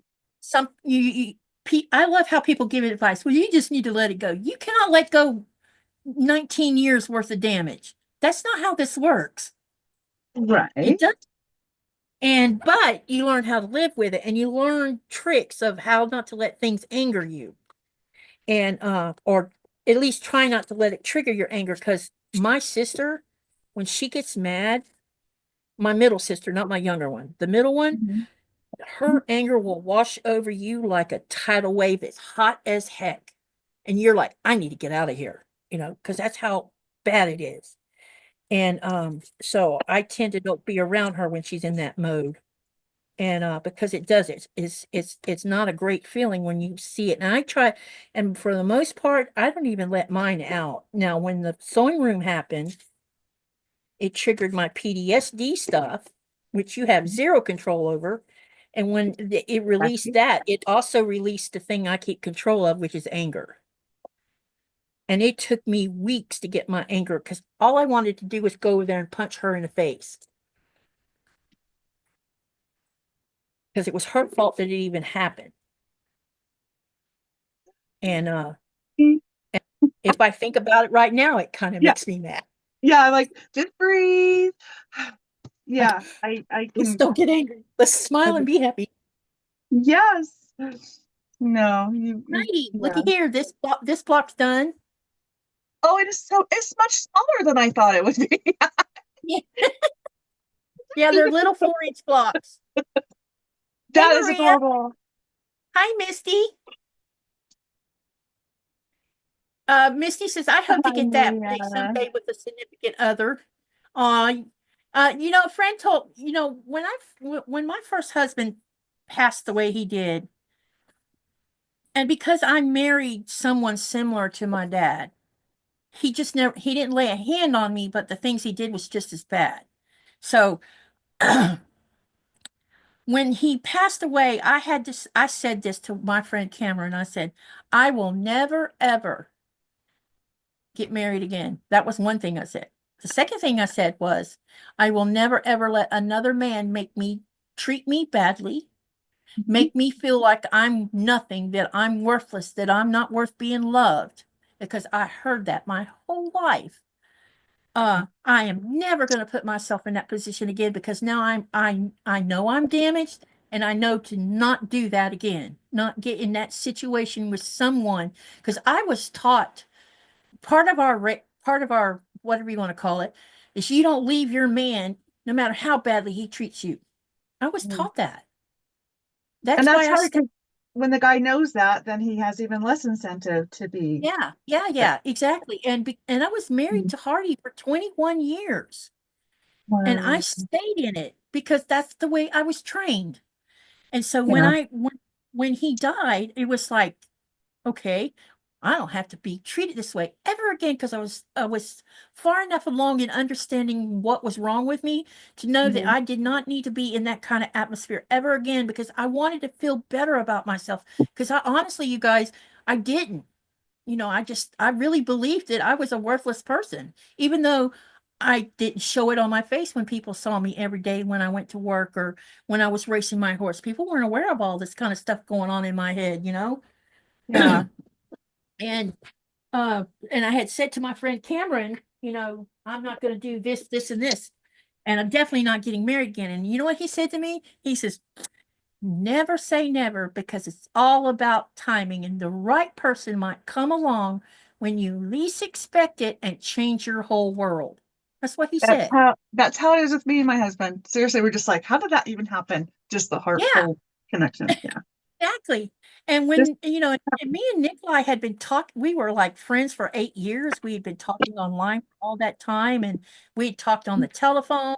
We never flirted with each other. There wasn't any of that going on. It was like having a girlfriend, only he was a guy, you Right. know. It's a good friend, good buddy. Yeah, we were like best buddies. And he knew, he was totally aware of all the BS going on in my life, Mhm. And when he came to Florida, you know, I was, y'all, oh my gosh. I wanted to go down there, but I was scared, not of him. Just, I don't know. You're meeting a man. What can I say? And my track record with men was bad. And, but my friend Melanie in New York, she says, please don't make me get on an airplane and drag your butt down there. Just go have fun. Don't worry. Stop letting all this other stuff get in your way. Just go have fun. There's no expectation from him here. None from you. Just go have fun with him. I'm like, okay, I'll go. And I did. I went down there. And when I pulled up in front of the hotel and he came to the car, and first thing he did was ask a valet to go park the van, I was like, wait, what? Nobody's ever done that for me. And he had me take my suitcases out, and I did. I only had one, but because I was only going to be down there 3 days, and then I was going to bring him back to a hotel in Lake City. And but when he hugged me and we separated after the hug, we're standing there looking at each other like, what the hell? What's that? It was like someone wrapped me up in this blanket and I felt safe. All those fears I was having going all the way down there was gone. And it shocked me. And then, of course, the way he felt, he was just as, he was floored too because he's like, what just happened? And we Right. sat up, two teenagers. Now we're mid-aged people here. Mhm. And we're sitting up like two young teenagers all night long, laughing and giggling and telling jokes and asking stupid little questions and telling stories. And, it was the most amazing thing because I don't know when it exactly happened, but when we sat down and we started talking, my fears, everything I had went out the door. And I got to be me. He saw me for who I was, and he didn't care that I wasn't perfect. And And that's good. That's yep. And because of that, we did all kinds of things that weekend. And then I took him back to Lake City. I still didn't take him home with me. He went to the house with me because I had to feed horses and two dogs. And the funny thing about the little dog, Ichi, um, when we were going into the house, I told him where the living room was in the house because I needed to go do something real quick. And I'm in there doing what went in there to do, and I'm like, why is it Ichi barking? Because Ichi wouldn't let anyone in the door because Ichi changed after the youngest daughter left and went into the boot camp. The house got quiet. Instead of it being Grand Central Station, it got really quiet. And so she went to being Miss Protective. The German Shepherd outside could care less. He didn't even look at Nikolai when he walked through the door. right. And so I'm like, something's wrong with this picture. So I go out to the living room. And you know what I find? I find my so-called feisty little dog sitting in his lap licking his face.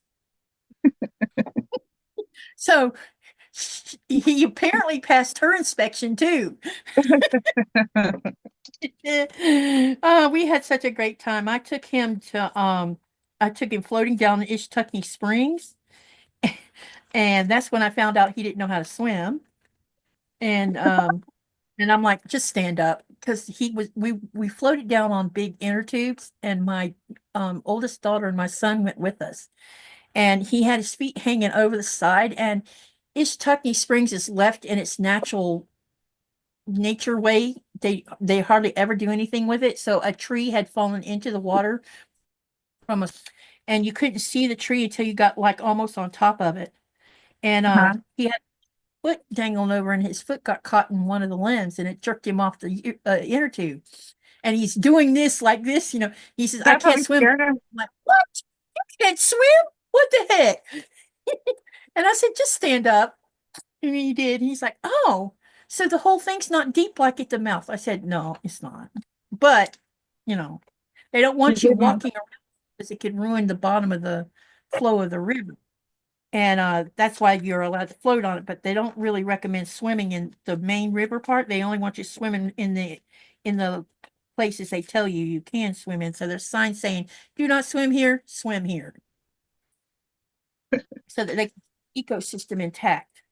And so we did that. And then I took him to St. Augustine to the Castillo. That was such a blast because he loves history. He's a history buff. So he was really in his element with that.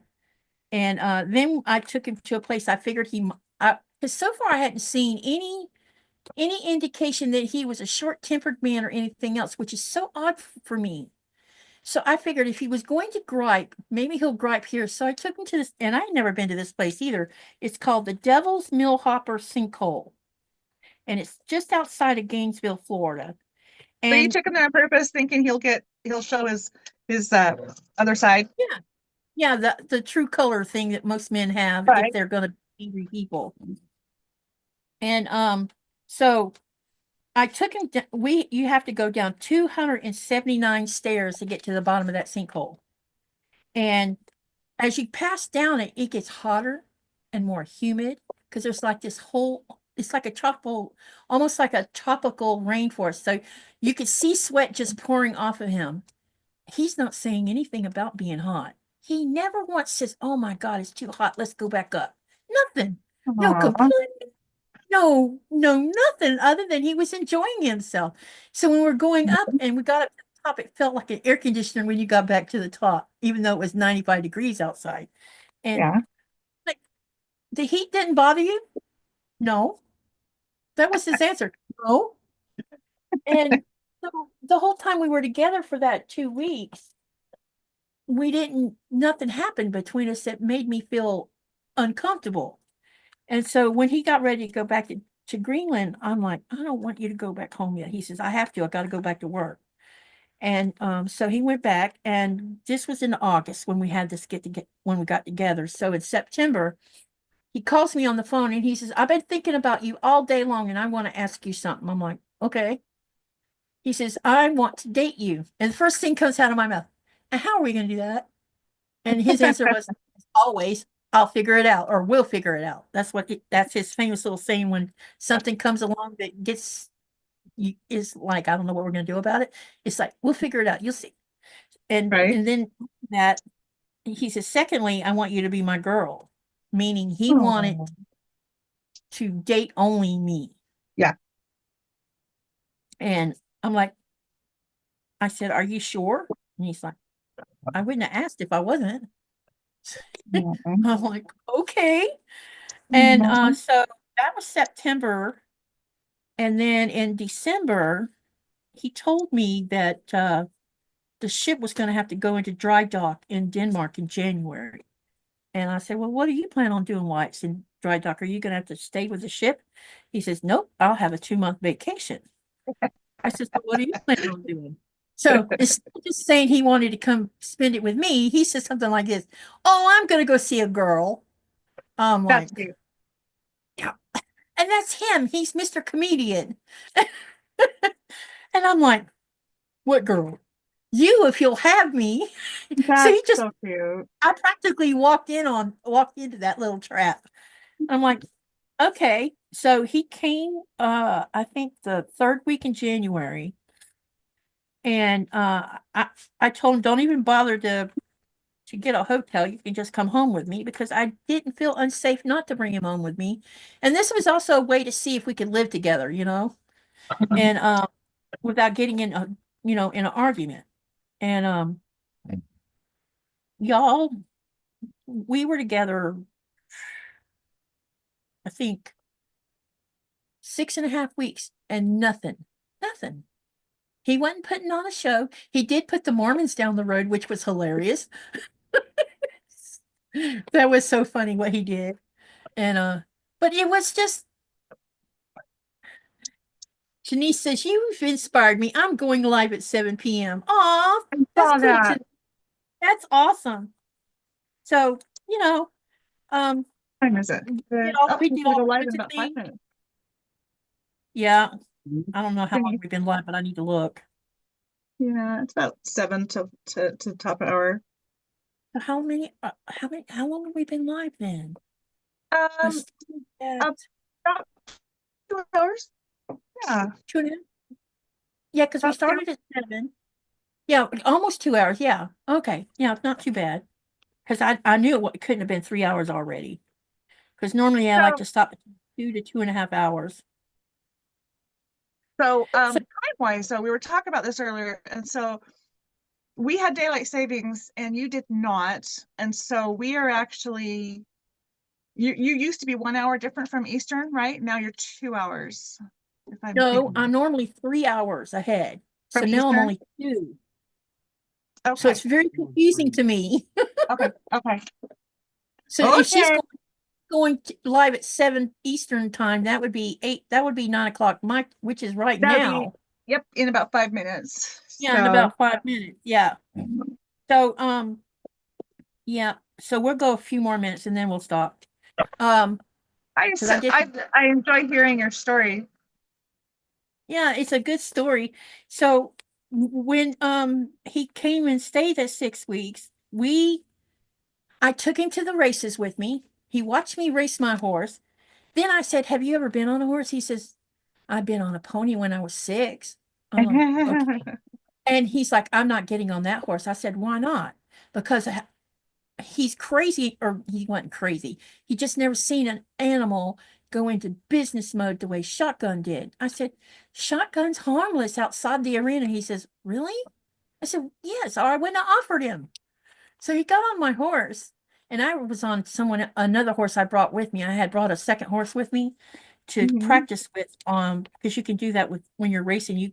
There's a at the end of the games, there's where you can pay to ride an extra horse and just practice and get timed while you're doing it. And so I had brought a second horse with me, and we rode around the outside of the arena, and you would have thought that he had been on a horse his whole life, because when he sat in that saddle, his butt was in that saddle the way it was supposed to be. Everything about it. The only thing that bothered me was he had the wrong kind of shoes on. So if something happened, we would probably be in trouble. So I told him, I said, make sure you only keep the toe part in the stirrup. Don't let your foot slide all the way through, because we'll be in trouble if an emergency happens. He's like, okay. So were you He like never a got jockey? excited he never got excited. Huh? Are you like a jockey? Was it that type of racing or barrel racing or? Barrel racing. Wow.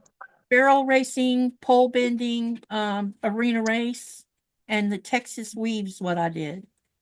And I was getting pretty good at it. And I had the right horse. Huh? Do you miss it? The horses? Yes. Do you do it at all when you go back and visit? My horse passed away in 2022. He was 30-something years old when he passed. I didn't know horses live that long. They normally don't, but he did. Wow. But that's also because the person I adopted him to, they signed a contract stating that they would not race him anymore, because he was 22, I think, when I gave him to her daughter. And I knew, and he does not like being run by teenage girls, because teenage girls don't warm him up, and so that makes pain. Sure. And so you never see him act out, but he had been rehabilitated from a teenager that abused him a bit. And so he had zero tolerance for young girls. And this girl was 13, so she made a promise that she wouldn't race him or take him to the arena where it would make him want to run because he loved it. Hmm. And so he basically turned into a trail rider. And then at some point, she got another horse that she could do arena stuff with. And he ended up being a pasture ornament. So he got to be retired. He got to be a horse, just eat and be fat. Yeah. I would say good for him. That's good. He deserved it because he'd been racing since he was a 3-year-old. Well, The voice has come. the voices come. Yeah, the dog. Oh, You'll hear her in a minute. She's already now I started hear. talking. I heard her talking. Oh, Go away. Go find your ball.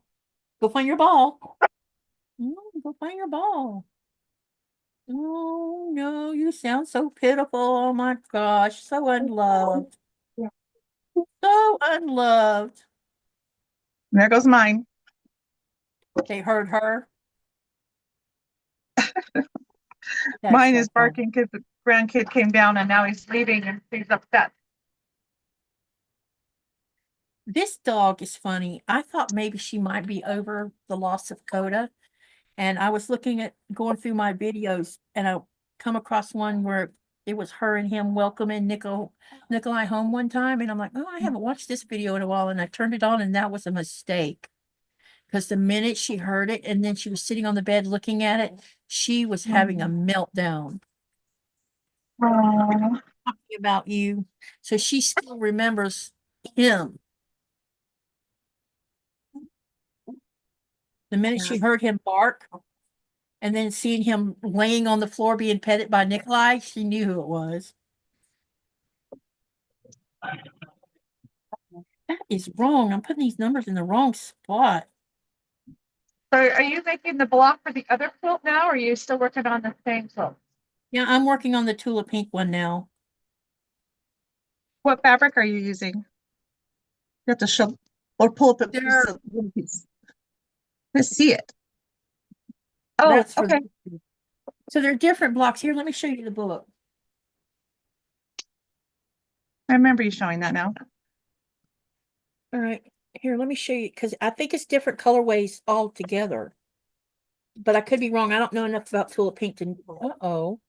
That's Colors not are good. meant to be intermixed, or fabric Yeah, lines it are would be the intermixed. same one, same colors. This book. Oh no, I So broke that's the a, back book. This is what's in there. oh wow, wow, okay. So I think it says what's in here, I think. Let me see. So you're making it like I mean the pattern. I mean that's the colorway Yeah, and the this is pattern the fact, is what your goal is. yeah, this is a Fat Quarter Shop monthly sew along called Dragon Fruit. Oh, And it's all okay. Tula Pink. And so here's this shows all of the colorways that's used in this pattern right here. Wow. So every month will be different. So I have to make 16 of the courthouse stairs and then 4 of the I think it's called the economy block. There's 4 of those. So here I'll show you what I'm working on right now. This shows all the blocks I have to make for this. Okay. So this is month 1 I'm working on. Okay. And then month 2, I can actually show y'all because you can see these without seeing the measurements. This is month 2. So you get the book with everything in it and they just send you the fabric each month? Is that how it works?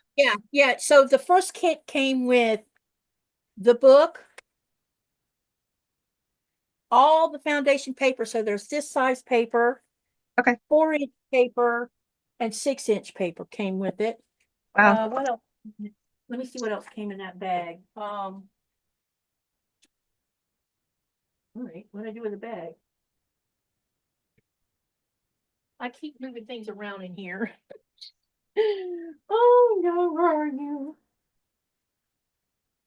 I think it was Papers, the book, month one blocks, which is, or fabric.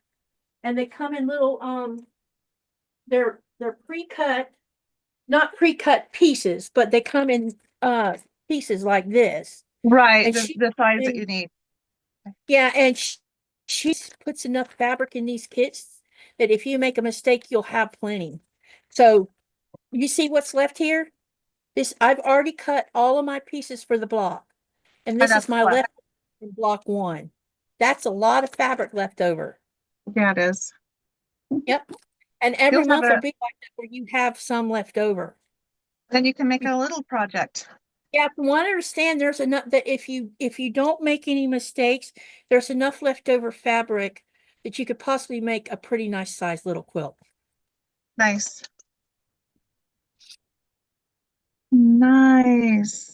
Done a monthly sew along with Fat Quarter Shop since I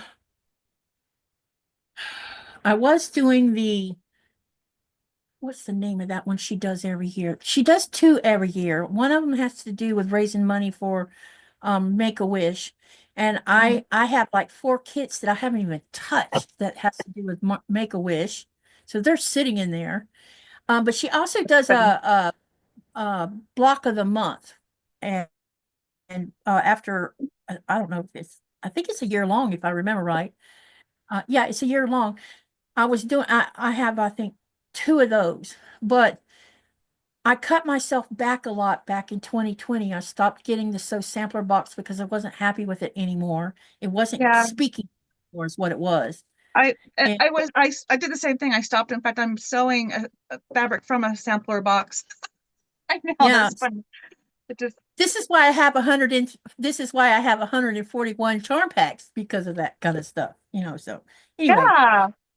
you know. Yeah, Stock Workshop does a good job. I stopped doing a lot of things. I stopped I stopped. I had several subscriptions with her. I had the block of the month, the Sew Sampler box, and I was also doing a Fat Quarter boutiques where you get fat quarters every month. And about halfway through that, I was getting too many of the colors that didn't talk to me because most people in this channel know, or they're watching right now, know that I really want fabric that's in your face. And dark greens and browns were not my thing, and blacks. And so there would be 4 months in the year where you got these greens that were like, what am I supposed to do with that? And then there was one where it was Halloween and it was all these oranges, blacks, and browns. And I'm like, no. So I stopped. And it was, and but I have stuff with cotton cuts all this time. I was still getting my Cotton Cuts classic box. And now I'm an ambassador for her Modern Maker box. And I'm enjoying that. I had never done a Modern Maker box, but I have been making her color, what they call the Cotton Cuts Color Challenge block. Okay. And I've been taking the Modern Maker fabric and making that block every month. And then I am giving away the leftover fabric from them as freebies to my viewers. Oh, that's good, yeah. No. All right, let me see what else is going on here. Susan says, keep my brother's dog Lucy in your prayers. She's having health problems that are very costly to treat. Oh, I'm so sorry, Susan. I hope things work out. Janice has started her live, says Marlene. Lynn with soft squares. Hello. May I ask the finished size of your mats? Denise asked. Which mat? the big green one? Showing us. Yeah. The charm, or the little squared one. So, excuse me. All right, so I'm assuming you're talking this one. This is actually part of this set. It is what is it?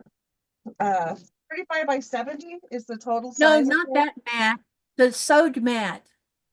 I think. Oh, the little one? Yeah. This little mat? She says, yeah, that mat. She wanted to know what the finished size is. It's actually just one charm pack, and there's 2 extra charms, but that's the whole thing right there. Let's see, does it tell me? It is I don't have numbers on this side of my green mat. It is finished 16 by 10 and a quarter, and that's with the binding on it. So yeah, it's just cute, just a little something.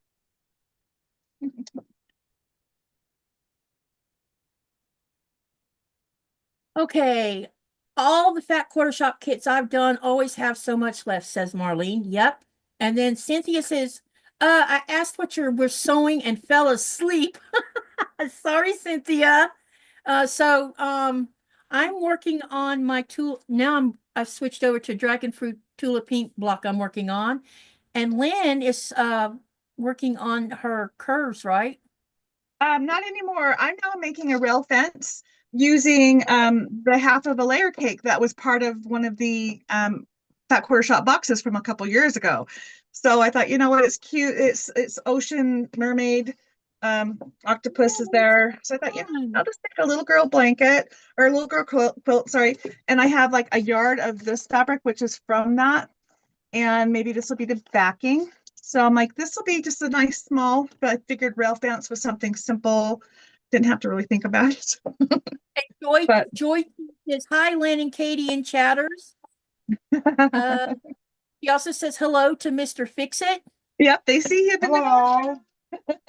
Morris up here. Hello, Katie, Lynn, and everyone. Denise says thank you for the info. Hey, Zaza. Okay. I don't. Yeah, I think I caught everybody now. I see Well, Joy just now. This has been fun, and I just got my setup, my new sewing area set up. So, those of you that watch me will be seeing more of this view, and hopefully it's a little more, which means you get to see some of the mess and the husband. But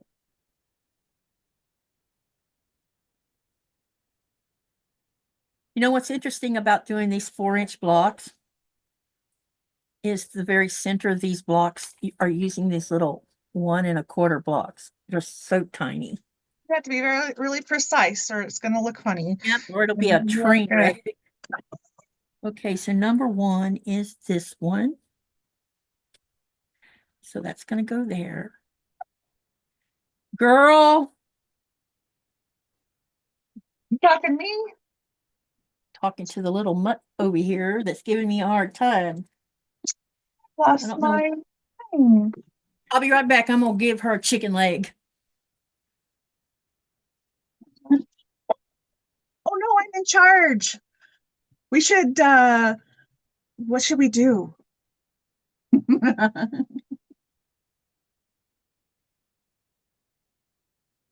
I'm looking at the live, and it seems to be quite a lag. Oh, there we go. Let me get it a bit better.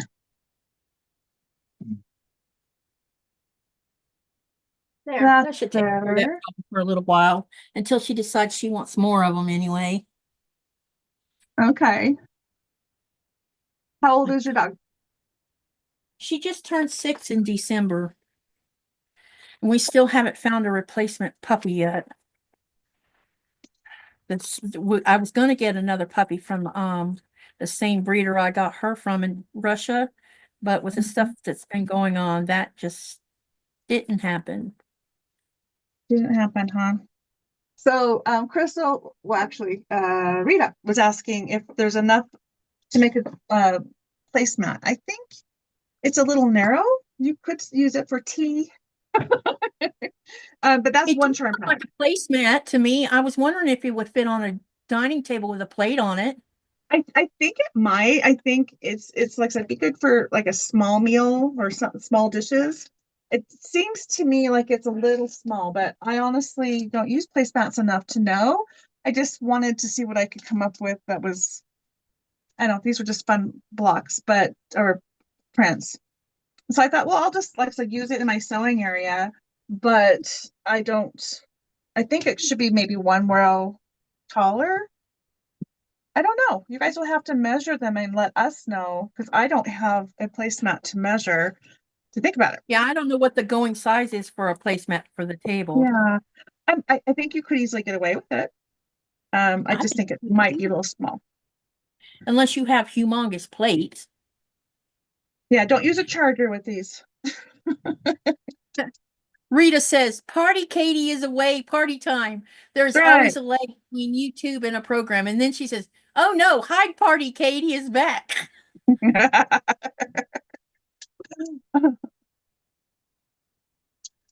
You know what? It could work under your sewing machine. My machine has the bigger neck, and it actually is like the exact width of my machine. No extra space. You could do that. Put some extra Joy T, padding here's in the there. question. Joy T says, "How big are the blocks? They look small." Who are you There's- asking this to? It's a mini charm that I use. If you're asking me, it's just mini Mini charm. ones. You call Yeah, it that's all it charms. is. So I didn't I thought even they looked like have, mini charms to me. they are mini charms. These are mini. These are just a one mini charm pack makes this, and you have 2 extra pieces. So you only need 40. So that's what that is. She says that would work for putting it under the sewing machine, says Rita. Yeah, that's what I'm saying. My machine, it's a little longer, and it does fit exactly underneath it. If you're looking for like like a buffer, I would maybe put a little more padding or I don't know, fleece or something, just to make it a little thicker to help absorb the sound and the bounce. But it's still pretty. You don't have to have a functional way. But yes, it's the exact size of my machine. So. All right, let's press these open.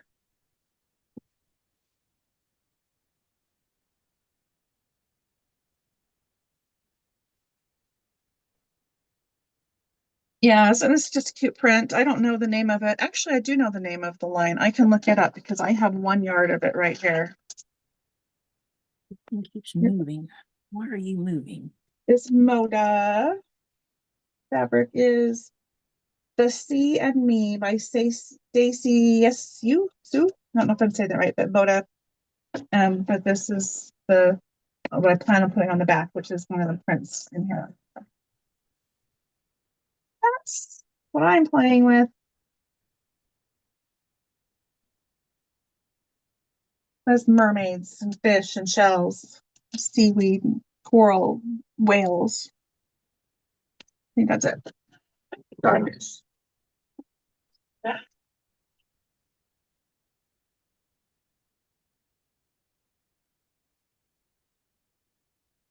She sure did woof down that leg already.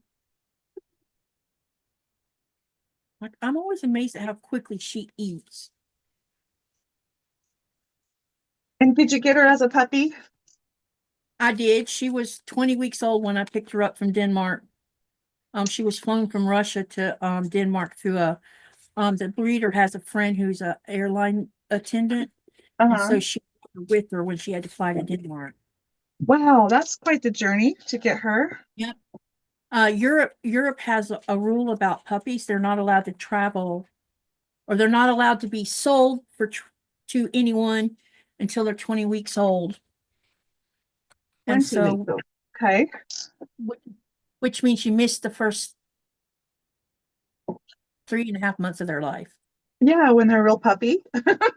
When When they smell like a puppy, because when I got her, she didn't smell like a puppy anymore, but she was a puppy, but she just wasn't that puppy smell you get.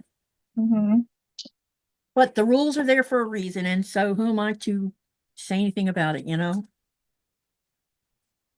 It's to keep puppies from ending up in a bad way, I think. Yeah.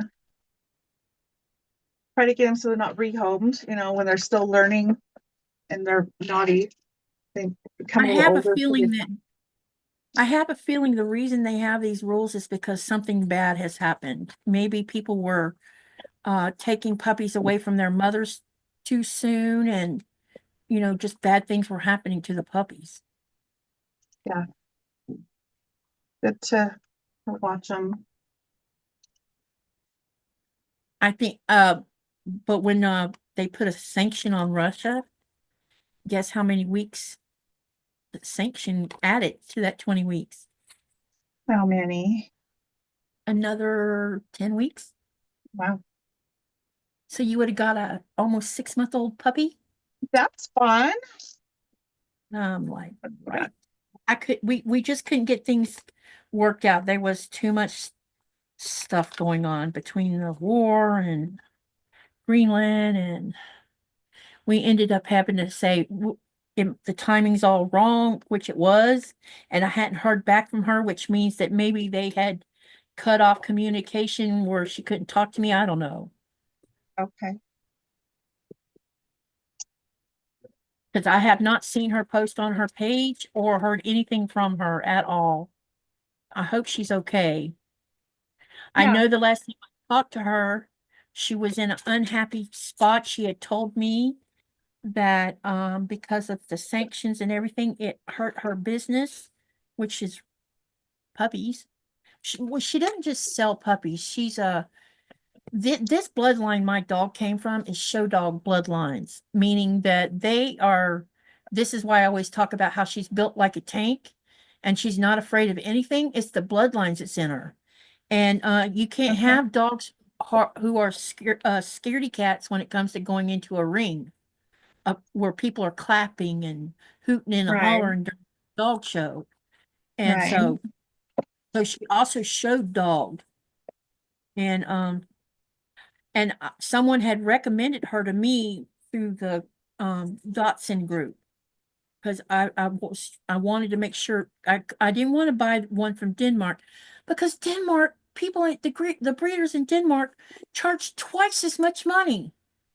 I mean, they're charging 3,000 euros for a Dotson puppy when you can get one from Russia for 1,200 euros. I mean, it's insane. Yeah, at least you guys know you have other options, or did at the time. Well, I don't know what options they are because right now I don't know where to get one from. Right. Well, that's what I mean. Like you did. I mean, I wish I did. Someone suggested looking around in Canada, and I probably will do that. Maybe I can find a good bloodline that way. Because it wouldn't be that big of a trip to go from Canada to here, I don't think. Do you Because we want to already have breed him? Do you want to huh? breed him, or do you want to breed No, him, or you I just don't want breed. purebred? I want the breed, not to breed. Got But it. to have the bloodline. Got it. I love the breed. That's what I'm trying to say. It's just like Yeah. German Shepherds.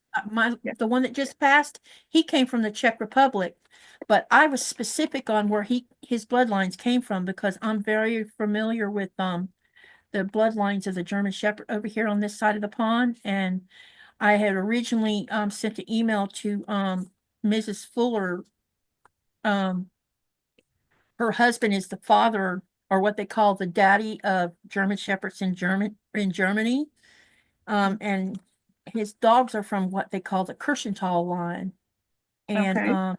I knew a lot about the Kirschenthal line. They're not line bred. They don't have hip and elbow problems. There's a lot of things that went into my decision, but they are high drive dogs. That's why they're used for Schimpson and for dog shows and everything else because they are totally driven dogs. But they're not afraid of anything or anything else. So when I got him, oh my God, he was driven. He was still driven almost up until he started being sick anyway. And so I've had German Shepherds all of my adult life. And I don't want anything to do with the mixed breed dogs that are here in this town because they're number one, you know who the daddy, there's only like 2 or 3 male dogs here. Okay. They're the same male dogs, and so they're producing offspring from these same dogs, which are then being line bred and inbred because we're not supposed to be breeding dogs here. The law, when you bring in a dog into Greenland, you sign this paperwork that says you agree to have your dog fixed, especially if it's a girl dog. Mm. And that way you're not breeding dogs, creating a big problem here. Right. And people ignore the rules. That's too Just like bad. any other human being. They think they're above the law, I guess. Lynn But asked, we have all these mixed breeds with line breeding, and I don't want the health problems, so I want to know where my dog came from. I get it. I do. Well, think my husband and I have tickets to go to see Les Mis tonight. I have never seen it. I'd love to It's see that. the Tell me how it is when you come back. So it it's is time for you to go. yeah, Broadway, the traveling Broadway. Anyway, they're in Salt Lake, so we are going to go to that. And Phantom of the Opera, my absolute favorite, is coming next April, and we're on the list. So when they open up, we can find out about it. And he's been told he's taking me. Yeah, Beth says she has to go. Nice seeing you both, Lynn and Katie. It was nice seeing you Yeah, too. I think it's time to go too. But it was so fun to visit, and I got a lot done. This was just good to just kind of, you know, It's fun just sewing and talking, huh? going and talking. Yeah, and I should have got more sewn than I got sewn, but you know. you do so much sewing already. I don't know how you do it. I mean, I'm amazed by what you can get done. So you still get more done in a, in a week than the average person. So I man. want to be like Tiffany. Tiffany makes lots of things. Oh, Tiffany's funny. Yeah, I love watching her. She is an amazing. I love how not only I don't want to speed through anything. That's not what I'm talking about. I'm talking about the fact that she can make a project on a live in 3 hours or 3.5 hours. I'm not sure the time frame, but There she seems to be also about four. designs she She designs at the same time. And I'm just in awe of that because she can just put something together and it turn out wonderful. and it just works for her, huh? Yep, She's it just works funny. for her. Here's the hey Kevin. Kevin's in here. Tuber chat. Lynn, Tuber chat. Tuber chat. Okay. Lynn. Well, hi, Super Chat. I just found out about you. I need to check you out. I'm gonna share Lynn's channel link, Kevin. So yeah, everybody go check me out if you don't know about soft squares. Um there haven't been as many tutorials or so-longs last couple of months because of my shoulder surgery. How much But longer do that's you want to go with gonna, that? gonna get busier again. It went real well. I know, but how much longer before you can actually just get back to getting things the way you want to do it? Well, we did a live last night and we did we worked what 15 cases of fabric.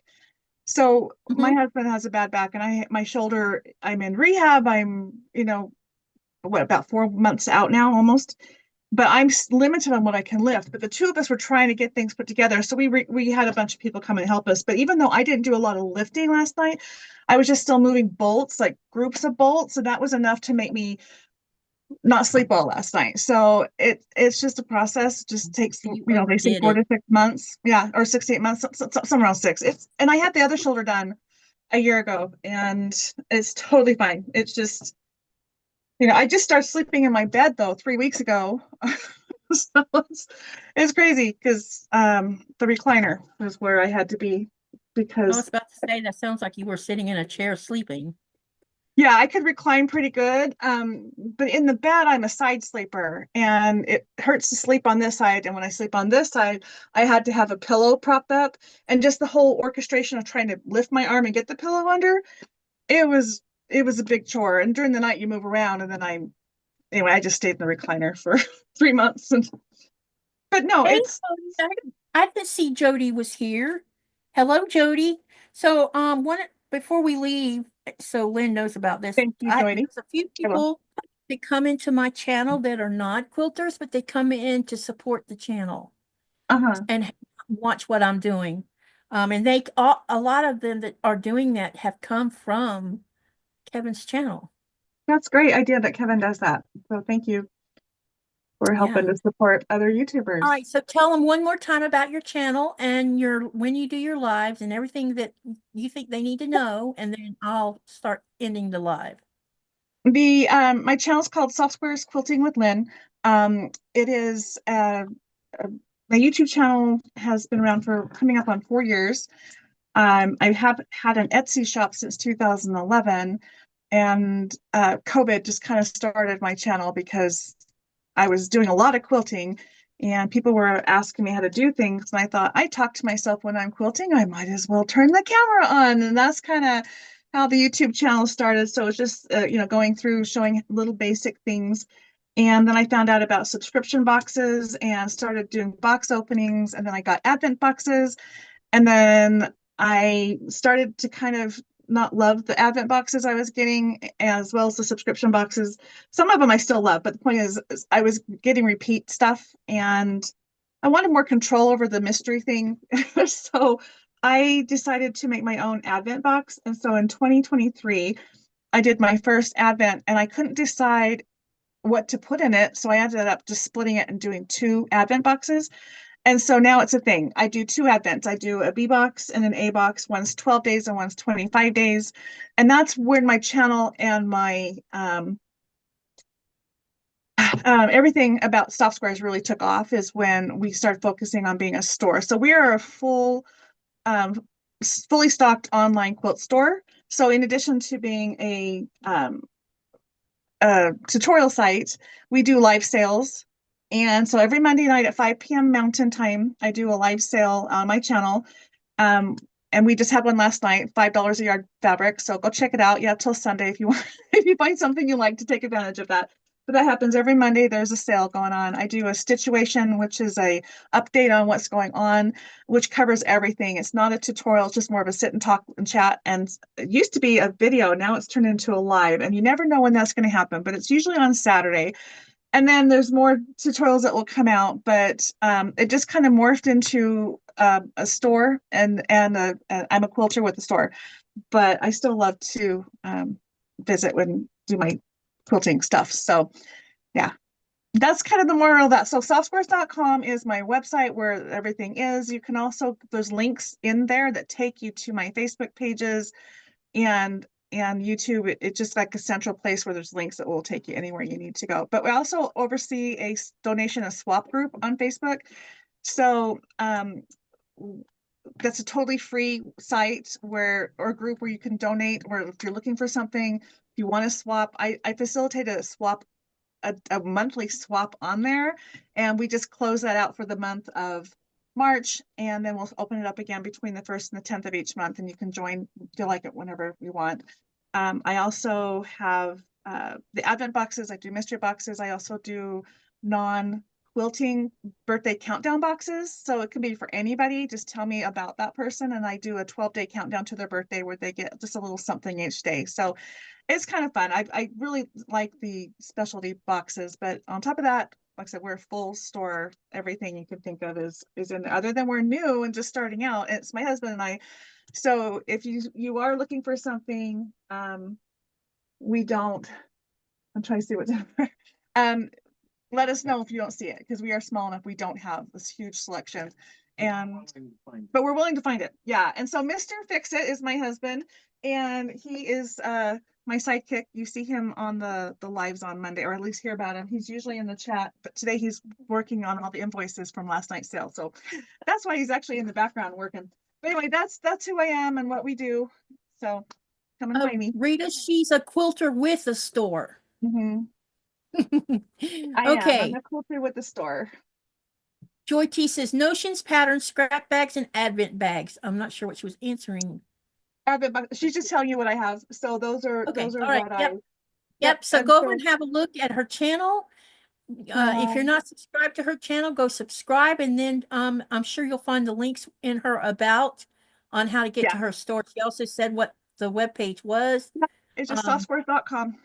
Super simple. Here, I'll put it in the channel so you know it. Softsquares.com. Yep, and it will, like I said, that website will take you to all the different things. So on Facebook, we have a challenge going on right now. So Rita says that was a joke, what I read to you. Y'all, humor just goes. Oh my gosh. Okay, so yeah. So I'm hoping I can get you back over here to sew with me in the future too. Yeah, we'll talk some more and make that happen. Yep. Okay. Thank you everyone for coming to my live. Remember that I have a live on Thursday starting at 4 p.m. Eastern Standard Time, which means I need to reset how I set mine up so I don't get myself confused, because right now I'm 2 hours ahead of everybody, instead 2 hours ahead of Eastern Standard, 3 ahead of Central Standard, 4 4, right? 4 ahead of 4. Mountain Yeah. and 5 ahead of Pacific. But how long is that going to last? I have no idea. About Anyway, 8 months. so anyway, thank you for coming tonight. Remember to live, laugh, love, and dream. And what do you do with all that? You make something beautiful. And I thank love you it. for coming to our live. Have a nice night and see you on the next live. Good night, everyone. Bye.